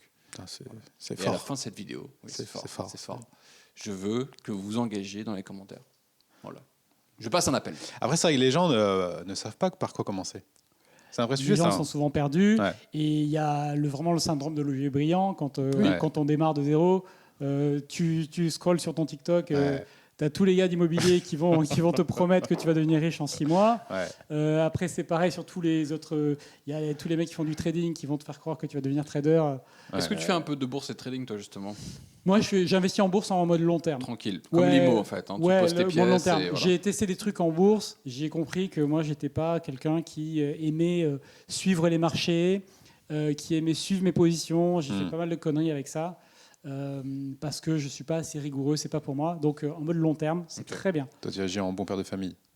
Ouais, non, mais il y a des fois, j'ai des placements avec des effets de levier sur certains trucs où je peux utiliser des techniques, des stratégies un peu plus risquées, mais toujours en mode rentable. Il faut qu'elle demande le moins de surveillance possible de ma part, parce que en fait, moi, j'ai tendance à m'ennuyer vite, donc je passe. C'est pour ça que je suis à la fois sur l'immobilier, sur l'entrepreneuriat, sur d'autres trucs. Parce que parfois tu casses des éviers dans les appartements. Je casse des ailiers, Ouais. oh là, mais ça c'était il y a longtemps. Ça. Ouais. Ouais, je me souviens, ça vous a halluciné parce que tu es infopreneur, investisseur immobilier, et tu vas chez Leroy Merlin acheter la tapisserie. Non, et tout, en quoi. fait, moi, ça m'amuse. En Ouais, fait. Ça me fait kiffer Ouais. de choisir les matériaux Ouais. et puis de voir vraiment comment ça va être fini, de voir si c'est bien, si c'était une bonne idée, s'il fallait prendre autre chose. Il y a des moments où ça m'amuse. Ça m'amuse pas tout le temps. Ouais. Et c'est pour ça que c'est vraiment des moments. Ouais. Parce qu'effectivement, quand j'ai passé une semaine après à casser le truc et puis que j'ai commencé à poser le parquet, je me suis dit, bon, là c'est le moment où il faut que j'arrête. J'appelle quelqu'un, je passe le relais. Ça suffit. Mais ouais, j'aime bien aller monter des meubles, aller faire des trucs. Il y a des moments. Il y a un côté, tu vois, rester dans le concret que je trouve vraiment intéressant. Ouais. C'est vrai que quand tu es juste infopreneur et que tu fais de la formation en ligne, tu fais du contenu sur Internet, c'est bien aussi d'avoir du concret. Et je comprends aussi cette appétence à mettre les mains dans le cambouis, c'est assez intéressant. Petite question, excuse-moi. On n'a pas dit, mais de quel type de famille tu viens? Famille riche, famille pauvre Famille assez pauvre. Famille qui a été surendettée d'ailleurs. Ah ouais. Ouais, famille surendettée. Mes parents toujours très travailleurs, mais pas super gestionnaires. Et Sofinco, voilà, CTLM. Alors moi j'ai le souvenir, tu vois, un truc qui casse à la maison, on va à Conforama et après on passe 1 heure dans le bureau pour faire le crédit, 30 € par mois sur 6 ans pour payer la machine à laver et puis surtout sur le salon, on va au fur et à mesure. Ouais. Et en fait, au bout d'un moment, on pouvait plus payer, quoi. Ouais. On pouvait plus payer. Moi, je suis allé. Au bout d'un moment, j'avais 17 ans, je vais à la succursale de la Banque de France à Marseille retirer un dossier de surendettement, quoi. Pour tes parents. Et je la ramène, je dis bon, maintenant il faut remplir ça, je pense, parce que là, ça a plus. Ouais. Ça a plus. Tu vois, donc on a rempli le truc. Même récupérer les chiffres, c'était compliqué, quoi. Et ils ont réussi à s'en sortir. Ouais. En fait, on est passé en commission, donc ils n'ont rien annulé. Hein. Par contre, ils ont réuni les créanciers. Ils ont défini le montant que mes parents pouvaient payer. Et ils ont dit aux créanciers, voilà, maintenant, on va étaler ça sur 10 ans. Et donc, on a remboursé sur 10 ans. Et du coup, c'était tenable. Ok. Et là, aujourd'hui Oui, c'était il y a longtemps. J'avais 17 ans. Donc, oui. Là, j'en ai 43. Donc, ça fait longtemps qu'ils ont remboursé, qu'ils sont sortis de tout ça. Et que ça va maintenant depuis, d'ailleurs. Hein. Super. Ils ont repris de meilleures habitudes. Mais oui, ça a été une période... Comment ils voient ton parcours d'entrepreneur? Ils sont super fiers. Mais je pense qu'ils ne se rendent pas compte, en fait. Ils ne réalisent pas. Non, c'est... D'ailleurs, on n'en parle jamais. Hein. Ils savent pas. On parle pas de chiffres. Des fois, je raconte un peu ce que je fais, mais ils comprennent ce que tu fais. Ouais, ils comprennent dans les grandes lignes, quoi. Mais bon, après, si tu sais, c'est comme au départ, quand j'étais consultant, tu expliques ton métier et va expliquer ce que tu fais quand tu es consultant. Déjà, toi-même, des fois, il y a des jours, tu sais même pas à quoi tu sers. Tu vois, va expliquer. Même avec des potes, explique ton métier. Tes potes t'expliquent leur métier. Des fois, tu dis, mais en fait, tu fais concrètement, tu fais quoi? Qu'est-ce que tu fais la journée? Là, des fois, tu as du mal à expliquer. Donc, oui, après, l'immobilier, l'avantage, c'est concret. Tu as des appartements, tu loues des trucs. Voilà, c'est concret. Mais après, la partie en ligne, c'est de la science-fiction, quoi. Ah bah oui, c'est sûr. Et ben justement, je voudrais rebondir sur cette partie en ligne. Oui. Je reviens à ma question d'origine. Tout à l'heure, tu nous disais, oui, il y a plein de gugus qui nous promettent fortune, monts et merveilles en 6 mois avec l'immobilier, la bourse ou le business en ligne. Toi, ça fait un petit moment, tout comme moi et puis tout comme Fabien, que tu fais du business sur Internet. Comment est-ce que tu vois l'évolution aujourd'hui de cette activité? Parce qu'il y a eu une explosion depuis que nous, on s'est lancé quasiment au même moment. Et depuis le post-Covid, ça s'est largement accéléré. Donc, c'est devenu maintenant, il y a plein de métiers. Hein, la créateur économie qui va d'ailleurs peser entre 300 et 400 milliards de dollars d'ici 2030. Ouais. Comment est-ce que tu vois cette économie aujourd'hui, notamment en France? Quel est ton regard sur cette évolution du marché? C'est un marché dans lequel il y a encore, je pense, tout à faire. Il y a tout à faire, c'est-à-dire que c'est en plein développement, que je le vois autant sur les formations, les outils. Je pense qu'il y a encore plein de trucs qui sont à construire. On est sur un marché qui est encore hyper fragmenté. Et comme dans tous les marchés, il va y avoir à un moment donné de la consolidation. C'est-à-dire aujourd'hui, ça tourne beaucoup autour des individus. On le sait bien tous, et les gens nous achètent pour nous. Il y a eu des tentatives de boîtes qui sortent des formations qui, pour certains, ont l'air d'avoir bien marché. Mais je pense que tout reste à faire encore dans ce secteur-là. Et donc, c'est à la fois la force et la grosse faiblesse de ce genre de marché, c'est que c'est ouvert à tout le monde, donc pas de barrière à l'entrée. Donc n'importe quel gugus qui veut s'improviser formateur, il peut le faire. Et du coup, la faiblesse, c'est que du coup, c'est inondé de propositions et que les gens ont du mal à faire la différence. C'est ça le plus dur, c'est que les gens ont du mal à faire la différence entre des bons contenus et des contenus qui sont pas bons, quoi. On a eu une loi pour cadrer les influenceurs. Est-ce que tu penses qu'il peut y avoir dans quelques années une nouvelle loi pour encadrer le métier d'infopreneur, formateur en ligne?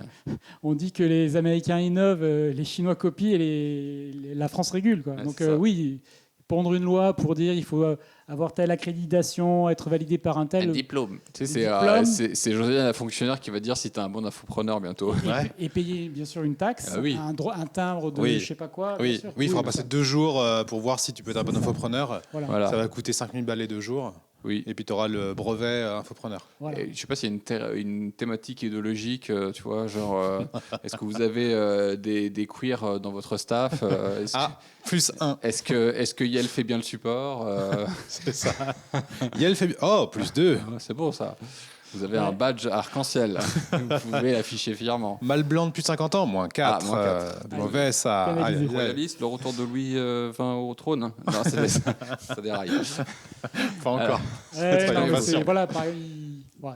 Bientôt, il faudra peut-être déposer les sujets de vidéos auprès d'un ministère de l'information. Ça existe dans certains pays. Donc, oui, bien sûr. Peut-être qu'il y aura tant de personnes qui auront le droit de parler d'immobilier et que tu auras peut-être une accréditation pour pouvoir avoir le droit de parler immobilier. Il faut que Thierry Breton tamponne ton script. Voilà. Excellent. Et Bruno Le Maire, il est dans le coin. Parce que lui, il va nous mettre bien. Il va acheter les comptes, lui, si c'est bon. Entre 2 renflements bruns. Vous gagnez un peu trop d'argent, je pense qu'il y a un problème. Entre Genève. Je vais vérifier pour être sûr. Depuis Genève, Bruno, il va nous regarder tout ça. Vive l'infopreneuriat inclusif, on a hâte. Alors, du coup, sur cette vision de la créateur économie, tout est à faire encore. Nous, on observe quand même une petite correction de certaines activités qui font moins de cash, des acheteurs qui sont plus méfiants aussi. Et je pense que c'est une bonne chose également. Donc, je partage ton avis dans le sens où ça va grossir, mais peut-être pas exactement de la manière dont on le pratique maintenant. Peut-être d'autres business models, peut-être d'autres types de produits ou de services qui seront vendus. En tout cas, j'ai hâte. C'est pour ça que je suis beaucoup aussi aux États-Unis pour voir comment ça avance. Et le côté, moi, auquel je crois beaucoup, c'est le côté média, les nouveaux médias, parce qu'on voit bien que la télévision, la TNT, tout ça, c'est de la merde. On a vu que Cyril Hanouna s'est fait sortir. C'est une cabale contre Bolloré. C'est une cabale politique, tout simplement. Et c'est organisé par un organisme d'État. Donc, en fait, l'organisme de censure, on en parlait, mais il existe déjà. Il est déjà là, sous couvert de « t'as eu plein d'amendes, bon, dégage ta chaîne ». C'est quand même... Ah, mais c'est quand même... parce que pour avoir une chaîne, il faut démontrer l'intérêt public, parce que c'est quand même la chaîne et l'émission la plus populaire de la TNT qui se fait sortir. Donc, moi, j'ai pas tout compris. C'est le pays des libertés, il faut protéger les gens quand même. C'est ça, c'est important. Oui, il faut protéger. Donc moi je pense que... Putain, le mec, où est-ce qu'il m'embarque? Il est tombé où? Moi j'ai une audience. J'ai une audience là. T'arrêtes maintenant. Arrêtez vos conneries, putain. Mais ce que je veux dire, là je décomplotise mon sujet. Je pense que les nouveaux médias tels que nous sommes en train de le produire auront la part belle dans cette nouvelle croissance, tout comme on a vu des émissions les émissions à la Joe Rogan aux États-Unis. On aura des choses comme ça en France de plus en plus, et l'industrie du podcast également va doubler, tripler, l'industrie de la vidéo, de la production, etc. Et je pense que c'est sur ces nouveaux médias aussi qui apparaissent de plus en plus que va s'instaurer une nouvelle économie, plus que dans la vente de formation pure. On sera aussi régulé. Oui, ce sera régulé. Oui, peut-être un jour, comme au départ, les radios étaient pirates, et puis à un moment donné, tout est... C'est plus difficile, parce que tu sais, par exemple, tu peux héberger des choses sur la blockchain. Par exemple, tu peux héberger des documents, tu peux héberger des choses, il y a comme des serveurs FTP blockchain, que tu peux rien faire. C'est publié. Oui, mais par exemple, là, on est sur YouTube, on est sur les trucs de podcast. Il y a déjà eu, oui, bien sûr, et il y a déjà eu plein de problèmes. Et là, je crois qu'ils se sont calmés, YouTube, mais il y a eu toute une période où il y avait des opposants politiques, notamment en France, qui se sont fait sortir, et même certains humoristes. Qui se sont fait supprimer leur chaîne. Oui, c'est... Ça, c'était pendant le rhume 19. Pardon ? Ça, c'était pendant le rhume 19. Oui, et avant un petit peu, déjà, il y a eu la période, je vous rappelle, quand il y a un Premier ministre qui s'appelle Emmanuel Valls, qui a fait son principal combat, la poursuite de l'humoriste, pendant, ça a duré 5 ans. C'était long, c'était lourd, dingue. Et il s'est cramé à vie dans son combat. Enfin bref. Pas de politique. Manu. Voilà, enfin bref, moi je pensais que voilà, On s'est garé. Je voulais apporter ma pierre à l'édifice. Donc qu'est-ce que tu Ouais. penses de cette économie des nouveaux médias? Que c'est effectivement, c'est en train de remplacer. Honnêtement, je ne sais pas qui regarde encore la télé, et je vois bien que les audiences que font tous les nouveaux médias, ceux qui lancent effectivement soit des chaînes YouTube ou des podcasts, qui récoltent énormément de temps d'attention, hein, parce que c'est de ça dont on parle. Hein. Ouais. Effectivement, ça remplace. Ça, c'est un pan qui se. Mais c'est un peu le même. Ce que je veux dire, c'est que il est en train de se passer le même phénomène que pour les formations. C'est-à-dire qu'il y en a beaucoup qui arrivent. Donc, tu sais, il y a dans les marchés, c'est soit ça s'hyper-fragmente, soit il y a, comme avec le cas d'Amazon, il peut y en avoir qu'un, et puis en gros, c'est les gros qui survivent. Et là, c'est dur de faire émerger un média de référence, parce que par définition, c'est des personnalités. Et donc, je pense qu'on va aller vers plutôt une fragmentation avec plein de voix différentes dans plein de secteurs différents. Quoi. Je suis d'accord avec toi. Je vais te donner un exemple avec ta propre chaîne YouTube. Tu as publié récemment une vidéo sur le Portugal, puisque tu es expatrié au Portugal, et on va essayer de décoder et comprendre pourquoi. Et la vidéo, elle a fait plus de 100 000 vues très rapidement. Puis tu en as refait une autre, pareil, 50 000 vues, etc. à l'heure où on parle. Donc quand vous écouterez ce podcast, peut-être que ça a explosé encore plus. Et donc on ne pourrait pas avoir un méga média qui va t'expliquer, tu vois, à ta place, comment toi tu t'es expatrié au Portugal, c'est quoi les avantages et les inconvénients, et en même temps voir comment moi ou toi on parlerait de Maurice, tu vois. Ça n'aurait aucun sens. En fait, on veut voir quelle est ta vie à toi au Portugal, pourquoi tu as fait ces choix-là, et effectivement pour l'investissement aussi. Donc c'est pour moi, je crois aussi à l'hyperfragmentation, j'en suis assez convaincu. Et donc d'ailleurs, je rebondis sur ça. Tu t'es expatrié au Portugal il y a combien de temps maintenant? 5 ans. Il y a 5 ans. Pourquoi? On fait une réponse politiquement correcte Ah bah non, jamais de la vie. On t'a pas invité pour ça. Non, je voulais partir depuis avant, en fait, déjà. Ouais. Mais ma femme m'a dit, on fait un deuxième enfant, et puis après on part. Et elle t'a dit pourquoi elle voulait partir? Non, elle ne voulait pas partir, elle voulait rester. Mais la condition, c'était... voilà, d'avoir joué un enfant. Ouais. Donc j'ai dit, OK, c'est bien, c'est un projet qui me va. Et en fait, déjà, il y a plusieurs facteurs. Il y a déjà... j'avais plus mon anonymat, moi, en France. C'est un peu bizarre, mais... Okay. C'est-à-dire en fait, je recevais des messages... une fois où on était allé dans un zoo, il y a vraiment longtemps. Ouais. Oui, après, à Douai non, c'était un autre, je crois. Je sais plus où c'était. Mais après, ça m'est arrivé plein de fois. À Paris, je mange dans une petite pizzeria, il y a 10 places. Et après, je reçois des messages de gens qui me disent « Ah, je t'ai vu, tu étais là. » Toujours sympa. Ouais. Mais je me dis « Putain, ça me fait chier. » T'aimais pas ça? Non, j'aime pas ça. Ah ouais. J'aime pas ça. Alors, je sais bien que, évidemment, c'est moi qui mets sur YouTube, donc je vais pas me plaindre de ça. Mais c'était une des raisons en me disant « Bon... dans un autre pays, je serais anonyme. Déjà. Ah ouais, ça te dérangeait ça? Ah ouais, moi j'aime pas que les gens sachent exactement où je vais, ce que je fais. Oui, en fait, c'est long, ça fait le temps d'attendre. Attention. Très bon. Il est très fort, il est très très fort. Incroyable. C'est un métier. Hein. Ah oui, c'est sûr. Non, j'arrête de déconner. En fait, oui, ce que tu fais et où tu vas, j'avoue que c'est dérangeant. Être reconnu de temps en temps, hier on était allé au Puy du Fou et j'ai été justement reconnu par 2 personnes qui étaient des clients il y a 2 ans, je crois, et c'était super sympa. Oui, non, mais moi les gens qui me suivent sont cool. C'est ça. Mais j'avoue que j'aimerais pas qu'on me dise ouais, j'ai vu que tu étais à Angers, je suis venu. On peut se rencontrer, tu vois. C'est un peu ça. Ouais, c'est arrivé, ça, c'est la partie très dérangeante. Et moi, il m'est arrivé le seul moment désagréable qui m'est arrivé, c'est que justement, quand j'avais été, mon dernier séminaire, j'en avais pas fait depuis, c'était en 2022.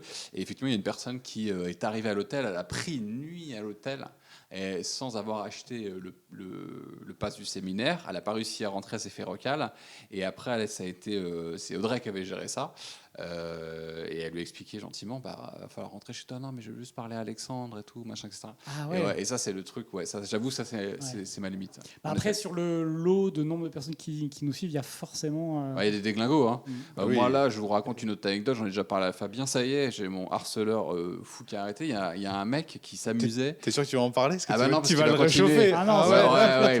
arrête. Moi, je dis pas ce qu'il a fait ou ce qu'elle ou elle a fait, mais ça a duré des semaines. Et en fait, il y a consacré ses journées. Et j'avais... mais là, c'est maladif, quoi. Oui, c'est maladif. Et j'avais aussi toutes les alertes horaires, c'est-à-dire que la personne se levait la nuit aussi, minuit, 3h du matin, 4h du matin, 5h, 10h, 18h, 13h, etc., pour faire des manipulations, pour essayer de m'affecter. En plus, ça n'avait aucun effet sur la machine en place. Il y a vraiment des glingos, quoi. Mais c'est rare. J'ai jamais eu de mauvaises rencontres ou de clients Moi non plus. relous et tout. Vraiment, à chaque fois, c'est plaisant, mais... Voilà, je voulais être anonyme, ça c'était un truc important. Alors pour la petite anecdote, quand je suis arrivé au Portugal, à un moment donné, on a trouvé quelqu'un qui faisait du couscous. Alors tu vois, au Portugal, ça n'existe pas le couscous. Hein. Mais on a trouvé quelqu'un, alors c'était une Française, qui faisait ça. Et donc on lui commande du couscous. Et elle arrive, elle nous livre le truc, elle ouvre la porte, elle me regarde, elle me fait... Mais je vous connais. Putain, merde. Même là. Chérie, on déménage. Il faut éviter les Français aussi, quoi. Voilà, donc c'est rigolo. Toi, t'es famous. Ouais. Non, mais c'est ce qu'on disait tout à l'heure. En fait, on est des micro-célébrités dans des micro-niches. Ouais. C'est ça. Et les gens qui s'intéressent à l'immobilier, bah oui, ils ont tôt ou tard, ils tombent un peu sur moi. C'est ça. Oui, est-ce que tu mets de la pub aussi? Oui, ça m'arrive. Ouais. Donc il y a quelques millions de personnes qui ont vu tes pubs, sûrement quelques millions de personnes qui ont vu ton blog, quelques millions de personnes qui ont vu tes vidéos. Je sais bien. Je le cherche, encore une fois. Donc la quiétude, on va mettre ça sur quiétude. Après, il y avait les impôts. C'était un gros sujet. Faut pas le contourner. Souvent, les gens, c'est la première question qu'ils posent. Oui, ça en fait partie. Mais comme je dis souvent, moi, les impôts, je suis pas parti à cause de ça, mais c'est ça qui m'a mis sur la piste de comment ça se passe ailleurs, quoi. Ouais. Et puis moi, alors il y a 5 ans, il y avait déjà pas mal de gens dans notre secteur qui étaient partis. Ah bah oui, bien sûr. Déjà. Oui. Et en fait, quand tu regardes, quand ils t'expliquent ou quand tu prends une calculette, tu te rends compte de l'économie énorme qu'ils font. Et en fait, je me suis dit, c'est pas tant pour pas payer d'impôts, c'est juste que déjà, dans ton développement de patrimoine, et du coup, parce que pour moi, le patrimoine, c'est associé à la liberté. Donc si tu veux atteindre un certain niveau de liberté, bah, si tu restes en France, tu vas mettre 20 ans. Si tu pars, tu vas mettre 10 ans. Oui, voilà. Donc ça, c'est une vision, entre guillemets, qu'on pourrait nous reprocher d'être hyper égoïste, dans le sens, oui, effectivement, en termes de calcul, c'est évident que tu vas être plus riche, etc. Donc ça, c'est à laquelle je souscris. Hein, mais moi, je suis très généreux avec l'argent des autres. C'est ça. Mais je suis en général assez égoïste avec mon argent. Il faut partager l'argent des autres, c'est important. Voilà. Comme aiment bien dire les gens sur les vidéos YouTube, sur la vidéo expatriation. Mais est-ce que tu fais partie de ces gens dans lesquels moi je m'inscris, hein, cette lignée, qui est aussi une rupture idéologique dans le sens où, pour moi, le pacte républicain n'est plus respecté. D'une part, n'est plus respectable, et en plus, n'est plus respecté. C'est la troisième raison, le troisième volet, c'est la France qui avance pas.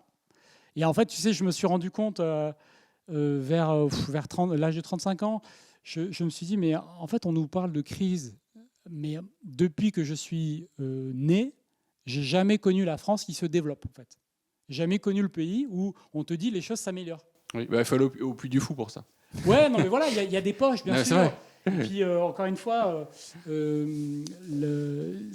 pour moi, ça reste l'un des plus beaux pays du monde. Et il y a des atouts, il y a des fondamentaux qui sont incroyables. Mais globalement, déjà, les gens sont plutôt négatifs. Oui. Ça, c'est un fait. Les gens sont plutôt râleurs et négatifs. Il y a le mode un peu panier de crabe, là, c'est-à-dire que dès qu'il y en a un qui sort, il faut le tirer vers le bas. Oui. Ça, c'est une mentalité assez française. Tu vas là, où tu vas? Ouais, t'éloigne pas, reste avec nous, parce que bien. sinon, il va falloir que je travaille plus. Et donc, du coup, ces fondamentaux sont là, mais la France ne se développe pas. Donc, moi, j'ai vu ça, j'ai constaté ça. Donc, en train de me dire, ça peut être sympa de vivre dans un pays où les gens sont plus positifs et où les choses s'améliorent pour les gens, en fait. Et je voyais que ça se dégradait, notamment la sécurité. Ah oui, c'est aussi un facteur pour toi. Ah ouais, bien sûr. Bien sûr. Ouais, déjà à T'étais où l'époque, quand t'es parti? J'étais à Angers. au Angers, ça allait. J'étais à Angers. À Angers, ça allait. Oui, mais ça faisait partie des raisons pour lesquelles je suis venu à Angers. C'est que ça allait. Mais moi, à la base, je viens de Marseille. Donc, si tu veux, ça me fait pas spécialement peur, ce côté-là. Ouais. Mais quand j'ai commencé à avoir des enfants, je me suis dit, bon, Ouais. donc ouais, ils vont grandir, quoi. Bah, on a souvent beaucoup d'idées et d'idéologies avant d'avoir les enfants. Puis quand on a les enfants, on est souvent tassé par la réalité beaucoup plus rapidement qu'on l'avait prévu. Et les discours qu'on pouvait avoir auparavant Oui. se précisent un peu plus. Non, mais oui, c'est comme voilà, quand tu te rends compte que voilà, j'ai des profs autour de moi, tu te rends compte qu'ils mettent pas leurs enfants dans l'école publique. Oui. Bah, comme notre ministre de l'Éducation à un moment donné. Tu te rends compte qu'il y a soi-disant une carte scolaire, mais qu'en fait, les gens qui connaissent la carte, ils la contournent. Ouais. Tu vois, tu te rends compte qu'en fait, il y a des principes, des valeurs qui sont affichés, mais qu'en fait, tout le monde Oui, Mais en fait, évidemment, c'est l'égalité, évidemment. mais pour les autres. L'égalité pour les autres, L'ouverture, mais pour les autres. Les impôts, mais pour les autres. Ouais. Voilà. Donc Ah voilà, oui. je trouvais que tout ça était assez hypocrite. Extrêmement. Et donc, je me suis dit, bah, tu payes des impôts, tu commences à en payer beaucoup, et en fait, tu sais pas où va l'argent. Et moi, je suis. Et puis, il y a un côté, tu vois, alors c'est pas complotiste, c'est plus anarchiste, je pense, de se dire, en fait, tu te rends compte qu'il y a tout un système qui est construit pour que tu travailles et que tu cotises. Oui. Ouais. Mais en fait, les gars, je suis pas venu pour ça. Ouais. Voilà. Bah, Donc, c'est j'ai pas- envie de faire autrement. C'est pas complotiste, c'est le système qui a été bâti comme ça il y a quelques dizaines d'années. Ouais. Et donc, il y a des gens qui prennent des décisions qui endettent le pays. Après, tu es endetté. Après, il faut lever de l'impôt. Donc, il faut que tu payes de l'impôt. Ouais. Mais attendez. Bah, c'est eux qui Qu'est-ce qui se gèrent. passe, là C'est eux qui gèrent et c'est de ta faute. Ouais, c'est ça. C'est eux qui gèrent, c'est de ta faute. Voilà. Ouais. Donc, bon, voilà, c'est sûr, ça fait partie des raisons aussi. C'est pas que pour ça, mais ça a pesé dans la balance en train de me dire, bon, en fait, le climat se dégrade. Et ça s'améliore pas, quoi. Ça s'améliore pas. Et puis tu as la possibilité de le faire. C'est-à-dire que Ouais. tu travailles en ligne, donc tu travailles de là où tu veux. Exactement. Et puis en plus, bon, tout ça, c'est des raisons un peu négatives. Et si tu veux, il y a quand même, je voudrais la mentionner aussi, le côté positif, c'était de me dire, bah, vivre une autre expérience. Et bien sûr. Ouais. En fait, c'était quand même un gros élément dans la balance aussi. T'habites près de la mer? J'habite au bord de la mer. Ouais. Excellent. Où ça? Ah bah non, on va pas le dire. Sur la côte près de Lisbonne, vers Cascais, pour les gens Voilà, qui connaissent. voilà. Restons large. Quand tu vas rentrer demain, tu vas avoir une horde devant chez toi. Les gens qui J'étais connaissent, sur cette plage, j'ai vu que t'habitais Ouais, c'est là. ça. Et où est-ce que tu vois tes enfants grandir? Bah, au Portugal, c'est très bien. Ouais, tu penses Ouais. que tes enfants. Ouais, c'est très bien. Hein. Ils parlent portugais? Ils parlent portugais. Ouais. Ah, Ils parlent excellent. portugais et anglais. Ouais. Très Ok, bien. ah oui, ils parlent anglais aussi Ouais, ouais, maintenant. ouais. Mais en même temps, ta femme est polyglotte.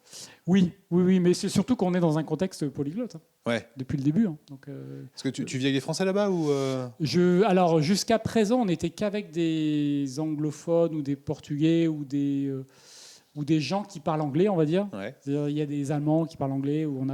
Nos meilleurs potes, c'est des Argentins. D'accord. Excellent.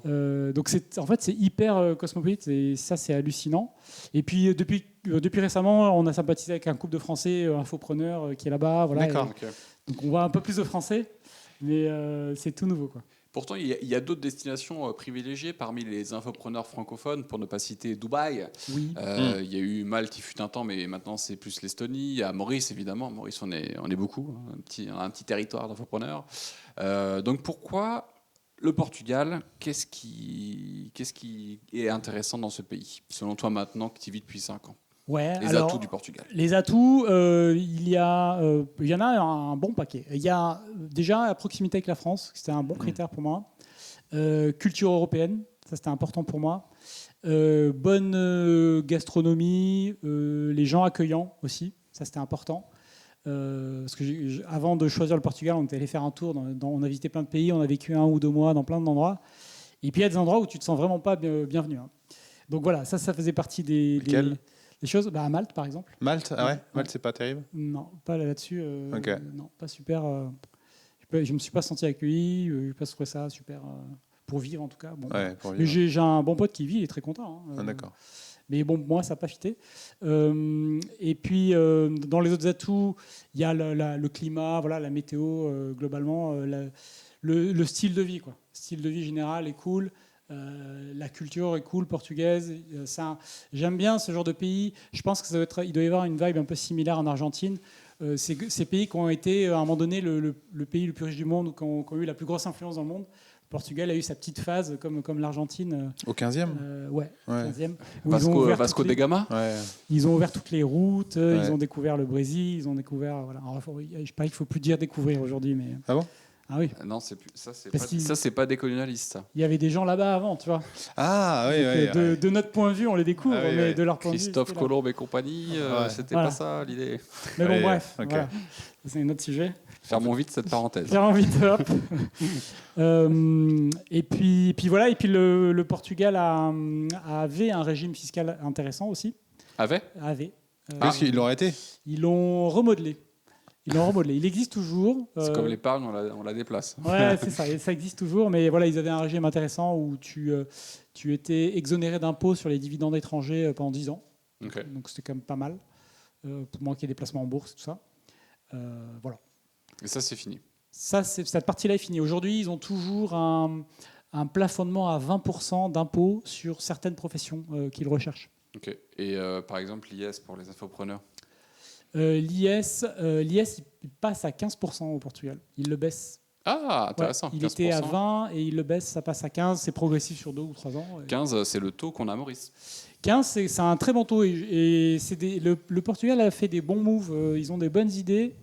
Bon, ça reste un pays qui est quand même plutôt à gauche. Et ça, je pense, ça les pénalise. Les Portugais ne veulent pas le reconnaître. Mais voilà, c'est mon petit avis personnel. Ah ouais Voilà, je vous donne Gauche ou woke? Non, gauche. Ils ont un peu des trucs woke aussi. Ah.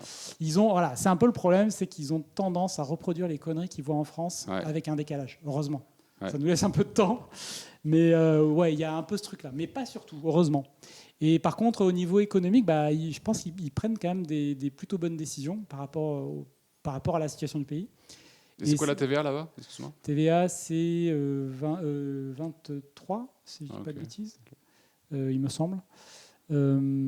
Et ouais, le pays se développe bien. Et c'est un pays qui a une bonne croissance en Europe pour un pays européen, quoi, hein. Et c'est safe?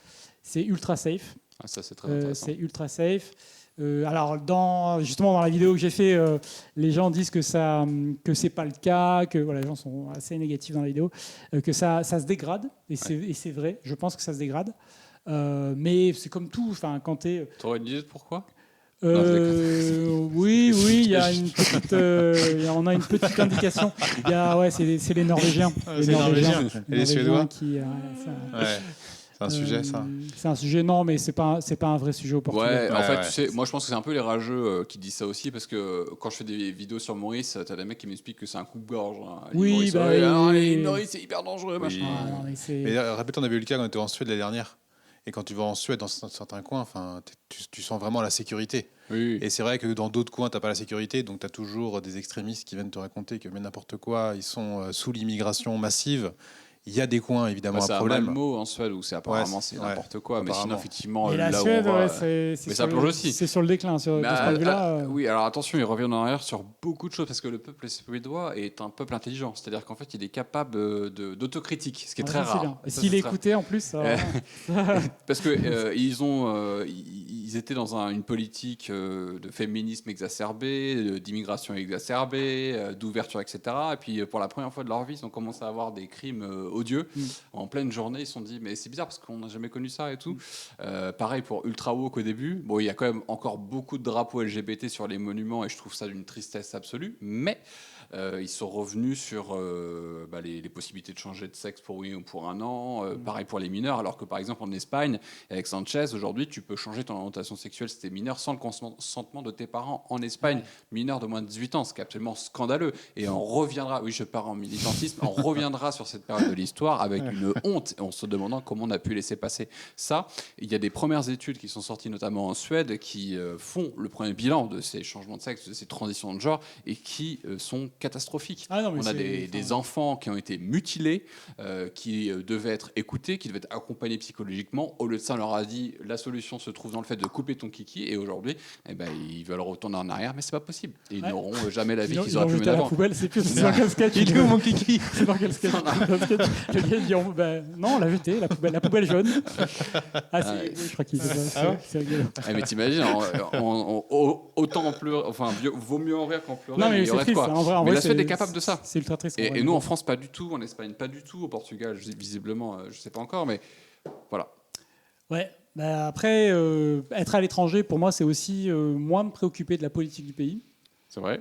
Moins regarder, parce que je pense que si tu regardes, il y a plein de pays où c'est pas forcément réjouissant. Non, quand bien tu vas dans sûr. les détails. Donc voilà, c'est. Non, mais après, je pense que chaque pays a ses trucs et c'est vu c'est qu'on est normal. français, Oui, c'est normal, on est ouais. attaché. Tu vois, même à Maurice, parce que quand on est localisé à Maurice, tu vois toutes les informations qui passent. Oui. Et évidemment, bah, il y a Ah oui, l'opposition, forcément. il y a Oui. le truc, les gens sont pas contents, il y en a qui sont contents. Tu vas n'importe où, c'est pareil. Mais j'ai quand même l'impression qu'en France, enfin nous, on est parti il y a 1 an. Et l'autre jour, je me disais, moi j'aime beaucoup la France. Et j'aime y être en vacances. Et je me dis, mais on pourrait rentrer au final, c'est pas, tu vois, j'aime bien. Puis je me rappelle vite en fait les données. Ah, faut que je mette mon enfant à l'école. Ah, oui, là, il faut qu'il y ait tout seul. Ah, là, ça va être un petit peu compliqué. Au niveau de la santé, ça va être compliqué aussi. Au niveau de la sécurité, ah non, merde. C'est que Non, ici, mais, il y a eu, à côté de chez nous, là, 2 homejacking dans le dernier mois. c'est ouf ça. Des mecs sont rentrés avec des armes pour voler les voitures. Ouais, c'est des Deux trucs connus. qui- Donc, c'est ça se trouve, des il y en a trucs deux. qui n'existaient pas. Hein. Non, mais- Non, mais je sais. Moi, sur un projet immobilier, un projet en marchand, achat-revente, Ouais. on a rénové une maison. La maison était quasiment finie. Ils sont venus, ils ont piqué tout le cuivre. Ils ont retiré tous les fils. Ah, on sait qui c'est. Voilà. Le Donc, cuivre, on sait qui c'est. Bah, ils les ont pas retrouvés en tout cas. Ouais. Comme évidemment. Donc Ouais. ça fait chier. Voilà. Tu Putain, dis, bah. tu fais des projets, tu es obligé de regarder sécuriser ta maison. Tu vas apporter de la valeur, tu te fais chier. C'est pénible. Et oui, c'est vrai que le luxe de l'expatriation, c'est qu'on ne s'occupe pas des affaires internes du pays dans lequel on est. En tout cas, ça, c'est une recommandation que je vous donne. Ah, bah oui. Donc, c'est quand même, ça donne une quiétude au quotidien. Oui. C'est quand même sympa. Après, effectivement, si tu regardes ce qui se passe dans ton pays d'origine, il ne faut pas trop regarder parce que voilà, ça peut être compliqué. Ouais, c'est clair. Je pense qu'il faut pas. Enfin, moi, c'est des fois, j'ai eu le travers de trop regarder ce qui se passe en France, Ouais, faut pas. en train de me dire, mais putain, t'es parti. Bah oui. C'est pas pour t'emmerder avec toutes les histoires qui se passent là-bas. En C'est fait, ça. tu t'en fous. Tu es plus. Donc, En fait, on aimerait s'en foutre totalement. La vérité, c'est qu'on l'aime, ce pays, Je suis évidemment, et d'accord. ça nous fait chier. Donc, on est toujours tenté de. Mais pourquoi j'aime ça tu regardes, tu dis, ah, ça s'améliore un peu ou pas non Ah non, merde, je ferme. C'est pas grave. Moi, j'avoue que je suis là-dedans. Ça fait qu'1 an on est parti. Et j'ai remis une pied dans la machine, tu sais, de l'actualité avec, le rhume 19. Parce qu'en fait, tu sais jamais à quelle sauce tu vas être mangé. Donc, tu es obligé de t'informer un peu pour savoir qu'est-ce qu'ils vont nous pondre. Tu vois, est-ce que déjà tu as le droit de sortir chez toi? Est-ce que tu as le droit de partir en vacances? Donc, j'ai remis un peu une pièce dans la machine. Alors, légèrement, évidemment. Je ne suis pas un auditeur de France Inter ou d'Europe 1 ou tous ces trucs-là. Mais bon, il y a toujours une petite coquinerie qui passe et qui t'énerve. Et c'est vrai que depuis que je suis parti il y a 1 an, ça m'horripile, quoi. Moi, j'ai pratiqué une diète médiatique avec succès pendant plus de 10 ans. En plus, j'étais en France à l'époque où je l'avais commencé, débuté, et je m'en étais bien sorti. Effectivement, depuis la période du coco, j'ai dû remettre les mains dans le cambouis pour pas dire les mains dans la merde. Et c'est vrai que j'aimerais m'en passer, mais à chaque fois que je me dis, reviens en arrière, t'as fait ta diète médiatique, tout va bien se passer, tu peux le refaire. À chaque fois, je trouve une dinguerie. L'autre qui veut nous taxer expatriés, l'autre machin. Et en fait, tu dis, t'es quand même obligé de rester vigilant. Parce qu'un jour, tu vas te réveiller. C'est qu'ils sont bons. Hein. Toc, toc, toc. Ils sont bons pour attirer l'attention. Ah, tu vois, oui, de- ils sont forts, exactement. hein. Non, mais c'est ça, en fait. vrai, hein. Ouais, c'est clair. En fait, on est vraiment dans une bataille de l'attention. Donc, quand tu as une meuf qui va te dire qu'il faut arrêter de manger des entrecôtes parce que ça fait trop viril, Mmh. bah forcément, tu te dis, mais c'est quoi ces conneries encore? Oui, Tu vois, oui, t'as forcément une réaction émotionnelle. Tu te demandes si elle le pense vraiment ou si c'est juste pour attirer l'attention et on a toujours un doute. Ouais. Et donc, du coup, débat inutile Ouais. sur un sujet qui n'a aucun ça. sens, tu vois. Parce que, bah oui, on est humain, donc on est attiré par ces petites coquineries. Puis moi, en plus, ça me fait des sujets de vidéo parce qu'à un moment En donné, plus, j'ai ouais. testé des angles un peu différents sur ma chaîne et donc tu regardes, tu es obligé de creuser. Et même la personne qui m'aide à rédiger les scripts, à un moment donné, elle me disait c'est un peu déprimant en fait. Ça me déprime de faire tes trucs et tout ça. Je dis ouais, t'as raison. Mais... Donc voilà, des fois on fait des pauses parce que c'est un peu lourd quoi. La gastronomie portugaise. Là, c'est moi qui te pose la question. T'en penses quoi? Ah, c'est super bon. Ok. Il y a plein de trucs super bons. C'est pas hyper raffiné. Oui. C'est un peu les bons gros trucs, mais il y a plein de choses. Et les gens de France, enfin moi je connaissais pas le Portugal avant d'y aller. Souvent on me demande, mais je suis pas portugais d'origine. Moi c'est plutôt Espagne-Italie. Et je connaissais rien à part tout le monde connaît la morue quoi. La Oui. morue et puis les pastéis quoi, c'est tout. C'est ça. Mais en fait il y a plein d'autres trucs que ça. Il y a plein d'autres trucs. Ils ont des plats avec des poissons, des soupes. Ils ont plein de choses qui sont super bons. Évidemment, les trucs simples, genre poisson grillé, quoi. Ouais. Déjà, rien que ça, c'est cool de pouvoir manger un poisson C'est grillé à 10-15 C'est euros, quoi. Oui, parce que c'est pas cher. Hein. Par rapport à la France, C'est- Ouais, c'est pas très cher. En tout cas, le restaurant est pas très cher. Mais après, il y a plein de choses qui sont les mêmes prix qu'en France. Hein. D'accord. Ouais. Il y a plein de choses, ça dépend quoi. Pour le coup, c'est un peu dur pour les Portugais qui ont un salaire portugais, quoi. C'est ça. Parce que globalement, le coût de la vie est quand même quoi, 20%, 30% moins cher qu'en France. Ouais. C'est ça. Ouais, C'est quoi le salaire portugais? Alors ça dépend, parce que quand tu vas sur Internet, des fois les gens ils disent c'est 600 euros, et tu as l'impression que déjà le salaire, ça dépend si on parle du salaire minimum, Oui. qui est de 800 et quelques euros, et qui est payé sur 14 mois. Ok. À Lisbonne, il n'y a pas beaucoup de gens qui ont le salaire minimum. Hein. C'est plus. Bah oui, parce qu'à Lisbonne, c'est une ville qui est quand même chère. Ouais. Donc ça dépend où. Mais c'est un peu comme en France, c'est-à-dire qu'en France, tu as plus de pauvreté finalement dans les campagnes que dans les villes. Oui. Et c'est un peu pareil. Parce que c'est quelqu'un qui est dans un bled, tu vois, de 3000 habitants, où il n'y a pas de job spécialement. S'il travaille dans le petit commerce du coin, bah, il est pas payé cher.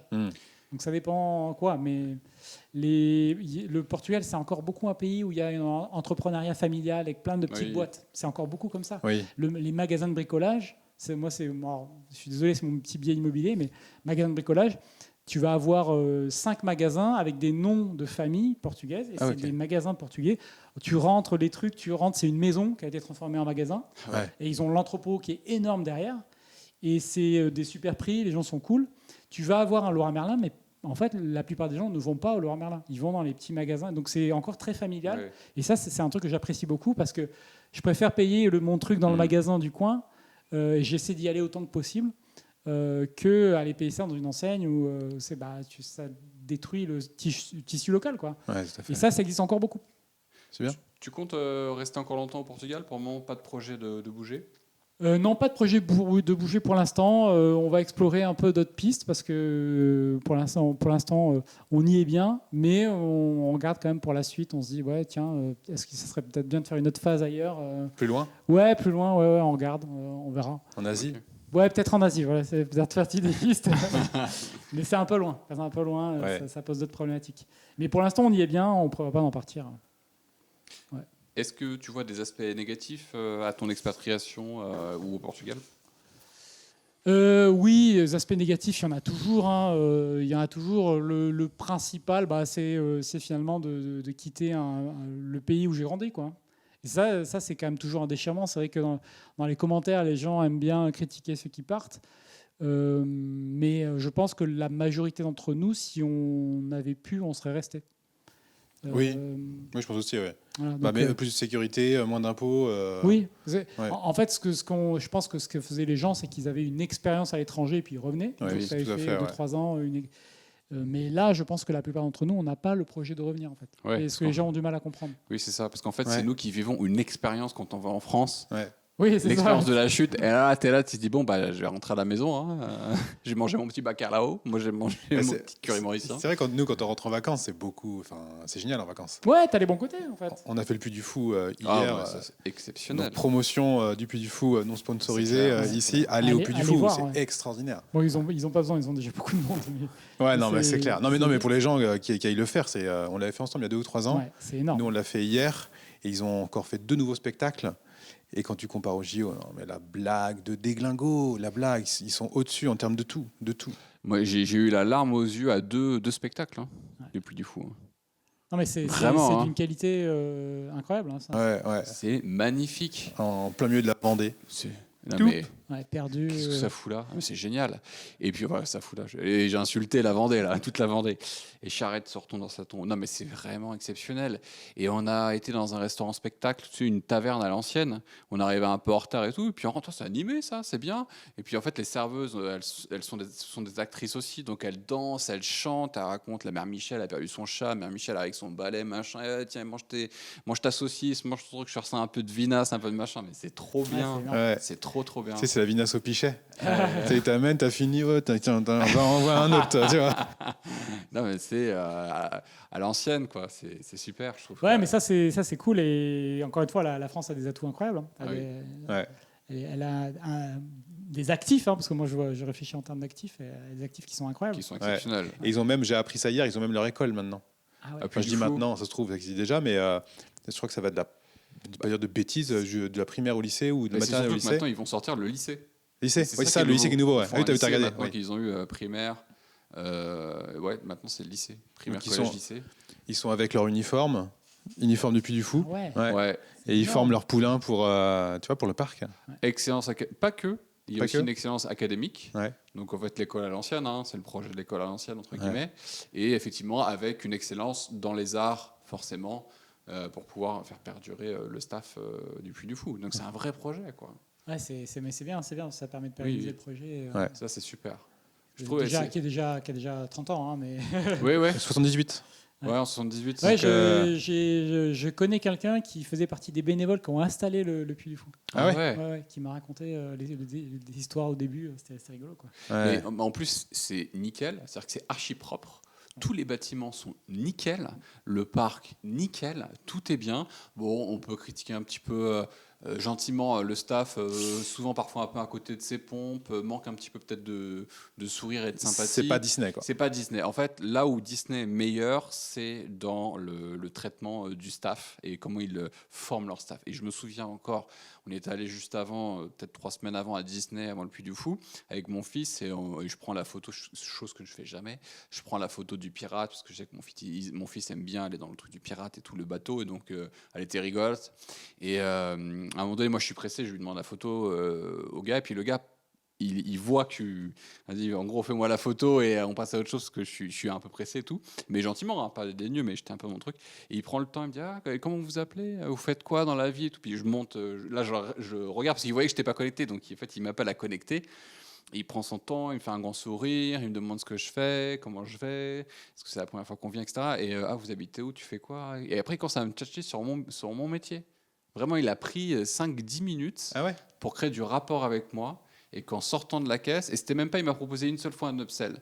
Son but, vraiment, ça se sentait, c'est que je me sente unique pendant ce moment-là, cette conversation-là, que j'ai l'impression Ouais. que je suis le seul qui l'ait tchatché comme ça. Ouais. Et ça, c'est l'effet Disney. Ça, Ouais. Et ils sont très très, très forts. C'est Ouais, le côté souvent. américain. Tu vois, et en fait, à un moment donné, je me suis dit, mais oui, mais c'est vrai, pourquoi j'ai pas connecté avec cette personne-là? Pourquoi j'ai pas pris le temps vraiment de discuter comme lui, il a pris le Ouais. temps? Tu vois, il Ouais. m'a fait me sentir bien et unique. Ouais. Et ça, mais si le Puy du Fou, il comble ce mini truc qui a rien, qui a un détail par rapport à tout le reste, alors là, on est sur un truc. Ouais, c'est vrai que ça moi, sort un truc exceptionnel. j'avais été impressionné effectivement par le parc, par même ce qu'on pouvait y manger. C'était très bon, Ouais. c'était à des prix raisonnables. Oui, c'était pas trop cher. Donc ça, par contre, À Disney, non. Disney, Non. À Disney, tu te aïe, fais aïe, aïe. éclater, Tu te fais éclater. et c'est pas bon. Tu te fais éclater avec des burgers surgelés là. Ouais. Et apparemment, là où il pourrait aussi pousser le Puy du Fou, donc si vous vous entendez, si jamais ça tombe dans vos oreilles, c'est apparemment l'hôtellerie. Il faudrait qu'il y ait un projet d'ambition d'hôtellerie haut de gamme, voire de luxe, pour une clientèle même française exigeante ou étrangère, puisque eux, à Disney, ils l'ont bien compris, ils ont des complexes hôteliers absolument énormes et luxueux, notamment le dernier hôtel qui a été refait, enfin l'hôtel central qui a été refait, j'ai été manger là-bas. Alors 50 € le menu buffet pour les enfants et 100 balles pour les adultes. Mais il y a des huîtres, il y a des écrevisses, il y a des beaux produits, il y a un pâtissier, il y a tout ce qu'il faut. Et je pense que le Puy du Fou pourrait s'inspirer d'avoir une gamme d'hôtels, parce que je vois dans les revues, oui, c'est des hôtels 3 étoiles, il n'y a pas la clim et tout, machin. Voilà, on sent le truc un petit peu en dessous. Et je crois qu'ils ont quelque chose à aller chercher dans le domaine de l'excellence. Qui est mieux que la France Ouais. peut aller se positionner dans des hôtels et des restaurants haut de gamme et de luxe, en plus en faisant hommage à l'histoire de France. Ouais. Ce serait génial. Mais je pense qu'ils a pas assez étrangers, selon moi. Oui. Mais c'est pas en plus un truc saisonnier. C'est pas... Ouais, c'est de avril, je crois, avril-mai Ouais, c'est un à gros- début novembre. Peut-être. Ça, c'est un gros problème, quoi. Ils sont ouverts que sur une partie de l'année. Ouais. Donc, pour rentabiliser Ah, un le truc, hôtel. c'est que les oiseaux l'hiver, les spectacles l'hiver, c'est plus compliqué. Ouais. Hein. Bah oui, Ouais, oui, mais oui. regarde, on a commencé, donc on a fait il y a une visite sur une attraction Clovis. Alors, Disney t'aurait mis un petit chariot, un petit train pour t'emmener. Mais en fait, tu te balades à travers une attraction. Je sais pas si tu la connais, celle-là, avec Non, l'histoire de elle était pas. Clovis. Mais c'est excellent. Ouais. C'est excellent. Et là, tu t'en fous de la météo, parce qu'en fait, c'est comme la maison hantée de Disney. Mm. Tu es dans un environnement, tu enchaînes des tableaux animés, des histoires et tout, mais une ambiance. Mais c'est incroyable. La qualité des décors. On finit, je vais pas spoiler pour ceux qui l'ont peut-être pas fait, mais tu finis sur un truc, tu es là, tu te dis, mais attends, ils ont réussi à créer ça en France, en Vendée, quoi. C'est incroyable. Et c'est dommage qu'on n'ait pas plus de ça en France. Mais, peut-être qu'ils n'ont peut-être pas assez de monde non plus, hein, parce que c'est En tout cas, nous, condensé. c'est blindé, Ouais. blindé. Bien plus que quand on y avait été. Hein. Ah oui. Ah, il y en Mais avait- il y vraiment, avait du monde déjà, partout. je trouve qu'il y avait énormément de monde. à Mais l'époque. tous les shows, là, c'est Trois quarts. entre 3000 et 5000 places à chaque fois. Ouais, Ils c'est sont fou, tous quasi complets. Ah, c'est fou. Bon, Tu vois, ça- là, c'est la complet. période, Tu te rappelles les Vikings? Et trois quarts d'heure avant, tu ne peux plus accéder. Ah oui. C'était terminé. Ah ouais, je crois qu'on était arrivé un peu à la dernière minute sur ce Nous, plan. oui, on est arrivé en haut. Ouais. Mais là, non, trois quarts d'heure avant, c'est terminé. Ah ouais. Accès fermé. Ouais, encore plus. Ouais, ouais. Mais tu vois, par exemple, le parc Astérix est aussi fermé l'hiver. Oui, Tu vois, donc pas assez de monde non plus. effectivement. Là En où fait, Disney. il faut penser différemment. C'est-à-dire, je pense que quand ces parcs se sont lancés, ils n'avaient pas la même. Je pense. Est-ce qu'ils avaient l'ambition d'arriver jusque là où ils sont arrivés aujourd'hui? Et peut-être que maintenant, quand tu fais la compétition à Disney, il faut peut-être. Alors, je sais pas si c'est leur. Je sais pas Ouais. si c'est leur. Considérer eux, s'ils considèrent que Disney est un concurrent et dans quelle mesure. Mais disons qu'effectivement, après, il faut penser plus grand. C'est-à-dire comme toi, au lieu de prendre 40 apparts, comment on fait pour en avoir 400 quoi. Là, au lieu d'être un parc saisonnier, pourquoi on ne serait pas le parc de France ouvert tout le temps avec des attractions Ouais. ou des choses qui peuvent se passer aussi par temps d'hiver. Je pense que c'est aussi la vision qu'on peut offrir. Et puis je pense que ça va continuer à croître. Hein. Ah bah complètement. Ça va être le parc pour les fachos. Facholand. Ceux qui aiment la France. Facholand. On va renommer le Puy du Fou. Oui, on va pas rentrer dans la polémique, mais bon, tout ce qui célèbre aujourd'hui le génie français, là je vois les 14, tout ce qui célèbre l'histoire, c'est du prosélytisme et c'est complotiste et c'est facho, bien évidemment. Donc c'est pour ça qu'on dit Facholand, c'est un clin d'œil. Évidemment. Nous on préfère les couilles à l'air et les raccoons qui montent leur cul en direct. Ça c'est beau, ça c'est élégant, ça c'est la French touch. Allez, C'est l'audace. c'est de l'audace. Est-ce qu'on avait encore une question? Je fais aussi, Mickaël, beaucoup de vidéos sur l'expatriation à Maurice. Je suis une mini-célébrité à l'île Maurice, moi aussi, hein, micro-célèbre. Souvent, j'ai dans les commentaires, effectivement, tu es un traître à la nation, tu as quitté ton pays, il faut se battre pour changer les choses. Voilà, c'est à peu près le genre de commentaires négatifs qu'on peut recevoir, parce qu'il y a beaucoup de commentaires très positifs. Quelle est ta réaction par rapport à ça? Je parle pas le fait d'être insulté, mais le fond qui est là. Genre, tu as un traître, il faut battre, changer les choses à l'intérieur. C'est quoi ton avis là-dessus? Alors, mon avis là-dessus, j'ai pas trouvé moi ce commentaire, mais quelques personnes l'ont laissé, bien évidemment. Mon avis là-dessus, c'est que, en fait, je me suis fait la remarque que rester ici et soi-disant se battre, en réalité, qu'est-ce que tu te bats contre quoi? Qu'est-ce que tu fais concrètement? Quel est l'effet que tu as réellement sur ce qui est en train d'arriver? Quand tu regardes, moi, en coaching, il y a un concept qui est ta zone d'influence. Donc, c'est ce sur quoi tu peux agir. Et tout ce qui est en dehors, c'est hors de ta zone d'influence. Donc, ça veut dire concrètement que si tu t'en préoccupes, tu te rajoutes de la charge mentale pour rien. Oui, parce que tu ne peux rien faire dessus. Donc, être ici et me préoccuper de choses sur lesquelles je n'ai pas d'influence, finalement, c'est me desservir. Et c'est donc utiliser mon temps de cerveau sur des trucs qui ne servent à rien. Le truc avec le navire France, c'est que, comme je disais tout à l'heure, il est en train de sombrer depuis 40 ans et que si ça se trouve, ça va durer encore 40 ans. Ouais. Oui. Et donc, moi, je n'ai pas envie d'être là. Je n'ai pas envie de passer ma vie à dire à 80 balais, putain, c'était bien, hein, j'ai vu la France sombrer pendant 80 ans. Quoi. donc voilà, c'est pas une question de fidélité, parce que les gens ont de mauvaises fidélités. Tu sais, des fois, on a des fidélités familiales. T'es fils de médecin, donc le gars, il se sent obligé d'être médecin, et s'il fait un autre choix, déjà, ça lui paraît impossible, il faut qu'il se fasse accompagner pour juste dépasser cette idée-là. Il y a plein de gens qui sont là-dedans. Hein. Ou les fils de militaires, c'est pareil. Hein. Il y a des familles qui sont engagées dans des trucs. Moi, je ne suis pas dans cette fidélité à la France, en tout cas dans le fait d'être là et de me sentir traître parce que je suis parti. Et je pense qu'au contraire, on apporte plus en parlant des problèmes de la France et en étant à l'extérieur, et on apprécie même plus le pays en n'y étant plus qu'en étant... Je vois plus les côtés positifs de la France en n'y étant plus que quand j'y étais. Oui, bien sûr. Donc voilà, si vous restez là pour vous battre, tant mieux, mais battez-vous vraiment et faites vraiment des trucs. Donc ça veut dire qu'il faut s'engager en politique, hein, donc clairement. Hein, donc si vous avez envie de le faire, faites-le. Mais moi, j'ai pas envie de faire ça. Hein, donc. De toute façon, le meilleur moyen pour que la France s'enlise, c'est d'y rester pour payer ses impôts. En plus, parce que tu maintiens le système. À partir du moment payes où tu l'impôt pars, pour qu'on te crache à la figure. Donc. puis tu maintiens le fonctionnement. Oui. À partir du moment où tu pars, si tous les gens avaient de l'argent, partaient et payaient beaucoup moins d'impôts ici. On se rendrait compte que le système, il est peut-être bon de le changer. Oui, bien sûr. Donc résister, c'est partir. Si tu restes, bon, bah, je crie pas les gens qui restent, évidemment. Et peut-être que je reviendrai, j'en sais rien. Mais en fait, on peut pas nous cracher à la gueule parce qu'on est parti, parce qu'on n'aime pas la France. Non, bah, Bien au contraire. t'as des gens qui restent, j'en connais, qui deviennent un peu hors système, quoi. C'est-à-dire que c'est 50-70% de blagues, et puis voilà, ils contournent, ils prennent tout ce qu'ils peuvent.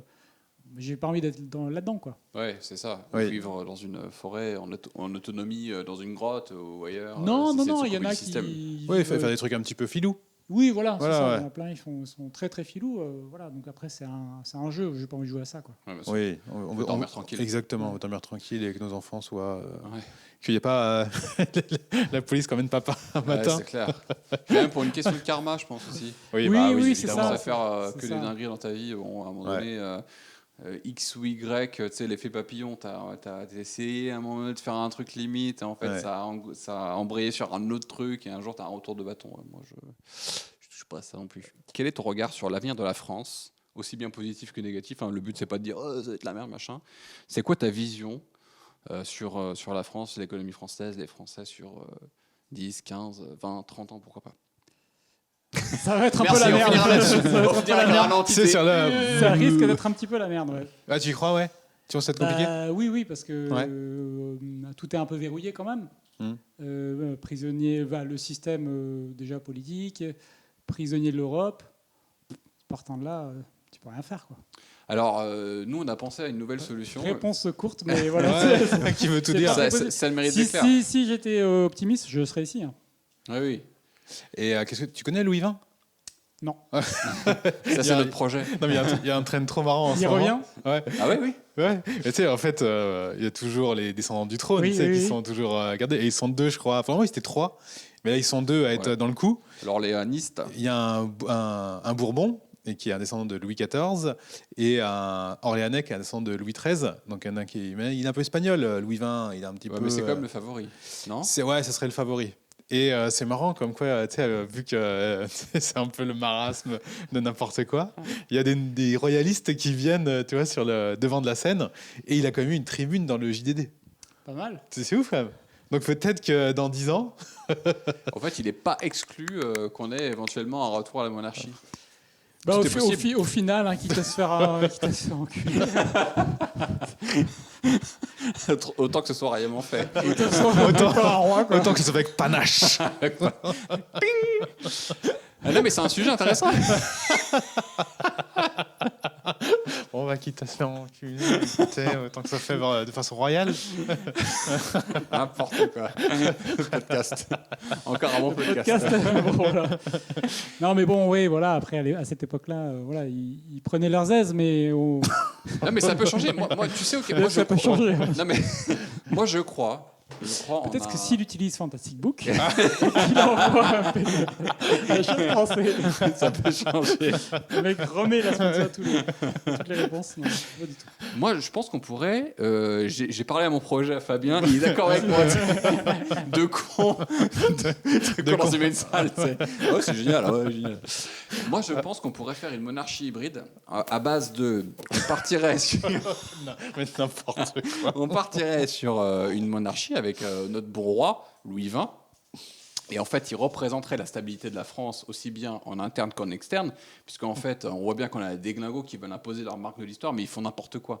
Et en plus, quel est le rapport entre un mec qui a bossé à Rothschild et qui est peut-être un agent de la CIA? Non, je déconne. Avec son ami Jean-Mi. Non, mais c'est ça. Et puis, avec l'autre, comment il s'appelle, Flamby, là comment il s'appelle, François Hollande. Ouais. François Hollande et Nicolas Sarkozy, il n'y a aucun rapport. Les mecs ont des projets qui n'ont absolument rien à voir. Donc en fait, tu bifurques à gauche, ah non, c'est à droite et machin, et puis l'autre, il te met tout droit dedans, le maire, etc. Donc, en fait, il faut une vision long terme. Et avec on n'est pas en quinquennat, c'est pas possible. Moi, je pense qu'il faut des septennats et pourquoi pas finalement un roi. Et donc, on aurait une stabilité interne et externe. On aurait un mode, de scrutin où on ferait. Par exemple, la royauté pourrait assurer les affaires externes pour les trucs les plus safe, et puis après, il pourrait convoquer par référendum tokenisé. Sur la blockchain. Mais je suis sérieux, un référendum tokenisé pour pas qu'on se prenne une douille, consultable par tout, Ça serait public. pas citoyen, mais sujet français. Ça serait public, du coup. Hein? Ça serait public. Oui, ce serait public, Ouais. tout en transparence. Ok. Et donc, en fait, il faudrait établir des règles où la monarchie gère et on demande aux sujets français d'accepter. Et ensuite, pour les sujets et débats internes, on pourrait faire des référendums citoyens tokenisés, blockchainisés, en transparence, où on adopte à plus de 50% les propositions. Il faudrait respecter en plus les résultats. Et en ou plus, le comment ça marche monarque C'est quoi le délire là c'est ça. Mais c'est ça. Et le monarque s'engage à respecter l'avis de ses sujets. Et donc on aurait effectivement un mélange de technologie, un mélange aussi de vraie démocratie, mais sous l'égide d'un bon roi qui assurait la pérennité, la stabilité de son peuple et veillerait aux bonnes mœurs et au bon déroulement, bonne gestion de son pays. Pas mal. Ouais. Pourquoi pas Ouais, Ok. pourquoi pas Je contacte Louis XX. Ouais, on valide, hein, on est 3, on est d'accord. Ouais. Et alors, évidemment, 5% d'impôt pour tous les infopreneurs. Allez, évidemment. Monseigneur. Monseigneur. Ah, Eh bien, on pourrait inviter Monseigneur à... on pourrait inviter Monseigneur. Dans Alors, il y Louise. a un petit hic dans le projet. Ah, C'est qu'il a un accent espagnol de malade. Parce qu'il Ouais. est né à Madrid. ouais. Donc, bon, Mais toi, vu toi, t'es franco-espagnol, ça moi te je suis dérange pas. franco-espagnol, mais Ouais. je suis pas tous les Français. Il y en a 70 à convaincre, 70 millions. On verra. Ça, c'est Bon, c'est le petit détail quand même. petit Non, mais- détail. Non, mais t'imagines que possiblement, c'est nimp, mais dans 15 ans, Non, je on peut comprends avoir honnêtement. un chaos. Et ça se trouve, à un C'est moment donné, un- il y a les militaires qui vont se réveiller Ouais, comme, ça, ouais. comme C'est en ça. Amérique du Sud. Ouais. Ils vont se dire, bon, écoutez, on va arrêter, il faut qu'on intervienne. Et Ouais. je t'ai pas parlé de mon Et- projet pour la justice. Il a un bouquin édité chez Fantastic Book. La monarchie tokenisée, tu connais pas? Elle n'est pas encore sortie. Mon projet pour la Et justice. mon projet pour la justice, en fait, ça sera en partenariat avec Okoulé, le président de El Salvador. Ah oui, bah Non, oui, mais oui. je suis Ah, bah sérieux. oui. Je sais, il faut prendre Bien les bonnes sûr. pratiques partout, Faut il faut prendre les bonnes s'inspirer. méthodes, bien sûr. Mais bien sûr. Et moi, je vois notre bon roi aller demander un consulting, ça va te parler, auprès du président Salvador en lui disant votre pays est passé l'un des pays d'Amérique centrale les plus violents et dangereux du monde, enfin même l'un des pays les plus dangereux du monde, au pays le plus safe d'Amérique centrale. Comment est-ce que vous avez fait est-ce que vous pouvez m'aider à implémenter le système en France, dans le royaume de France Bien sûr, royaume de France. avec plaisir. Je vais vous aider, mon bon roi, et on va faire ça bien. Ah bah oui, là, il nous fait une petite formation en ligne. C'est ça. Petite réserve de Bitcoin pour la royauté et qu'on pourrait redistribuer, vous savez quoi, aux meilleurs ouvriers de France. Louis XX pourra verser un peu de Bitcoin aux meilleurs ouvriers de France et on fera des concours chaque année. Et vous savez où aura lieu la cérémonie? Au Puy du Fou. Voilà, donc si vous êtes d'accord pour ce projet, vous m'envoyez un petit commentaire dans les vidéos YouTube. Et Mickaël, c'est quoi ce traquenard? Ouais, Plus c'est clair. jamais je reviens à Angers, c'est mort. C'est un projet de fou. Je suis trop content. Et Mickaël Frary sera ministre des Finances. Oui, Oula, non, c'était pas du mal. à la place de Bruno. Ah bah ouais, voilà, c'est ça. Bon, est-ce que Voilà tu as une actualité, une promotion à nous faire Non, profitez de l'immobilier tant qu'il en reste. Ouais. Voilà, hein, c'est Ah, comme, tant qu'il en reste. Tant qu'il en reste, tant que c'est avant. Parce que tu crois que c'est chaud là On sait jamais après. On sait jamais. Un autre message d'espoir. Il verrouille. Ouais. Oui, après, moi je suis, en dépit de tout ce qu'on a pu dire, très positif. Et, En dépit Sur de le tout Portugal. ça, oui, avec 2-3 bons anti-anxiolytiques, je vois la vie en rose. Ça marche. Non, mais barrez-vous, voilà, barrez-vous. On le Ah, sait. carrément, c'est le. Allez vivre une vie où les choses se passent bien pour vous, Je pense, entreprenez, créez votre liberté économique, et voilà, c'est tout. Bougez-vous le cul, quoi. C'est Bougez ça. le cul, c'est la seule Ouais. solution. Merci Mickaël d'être venu nous voir, c'était un plaisir Ouais, merci de t'avoir beaucoup. parmi nous. Très content. On peut te suivre sur YouTube, sur toutes les bonnes plateformes et Exactement. profiter tant qu'il y en aura. Merci. Merci.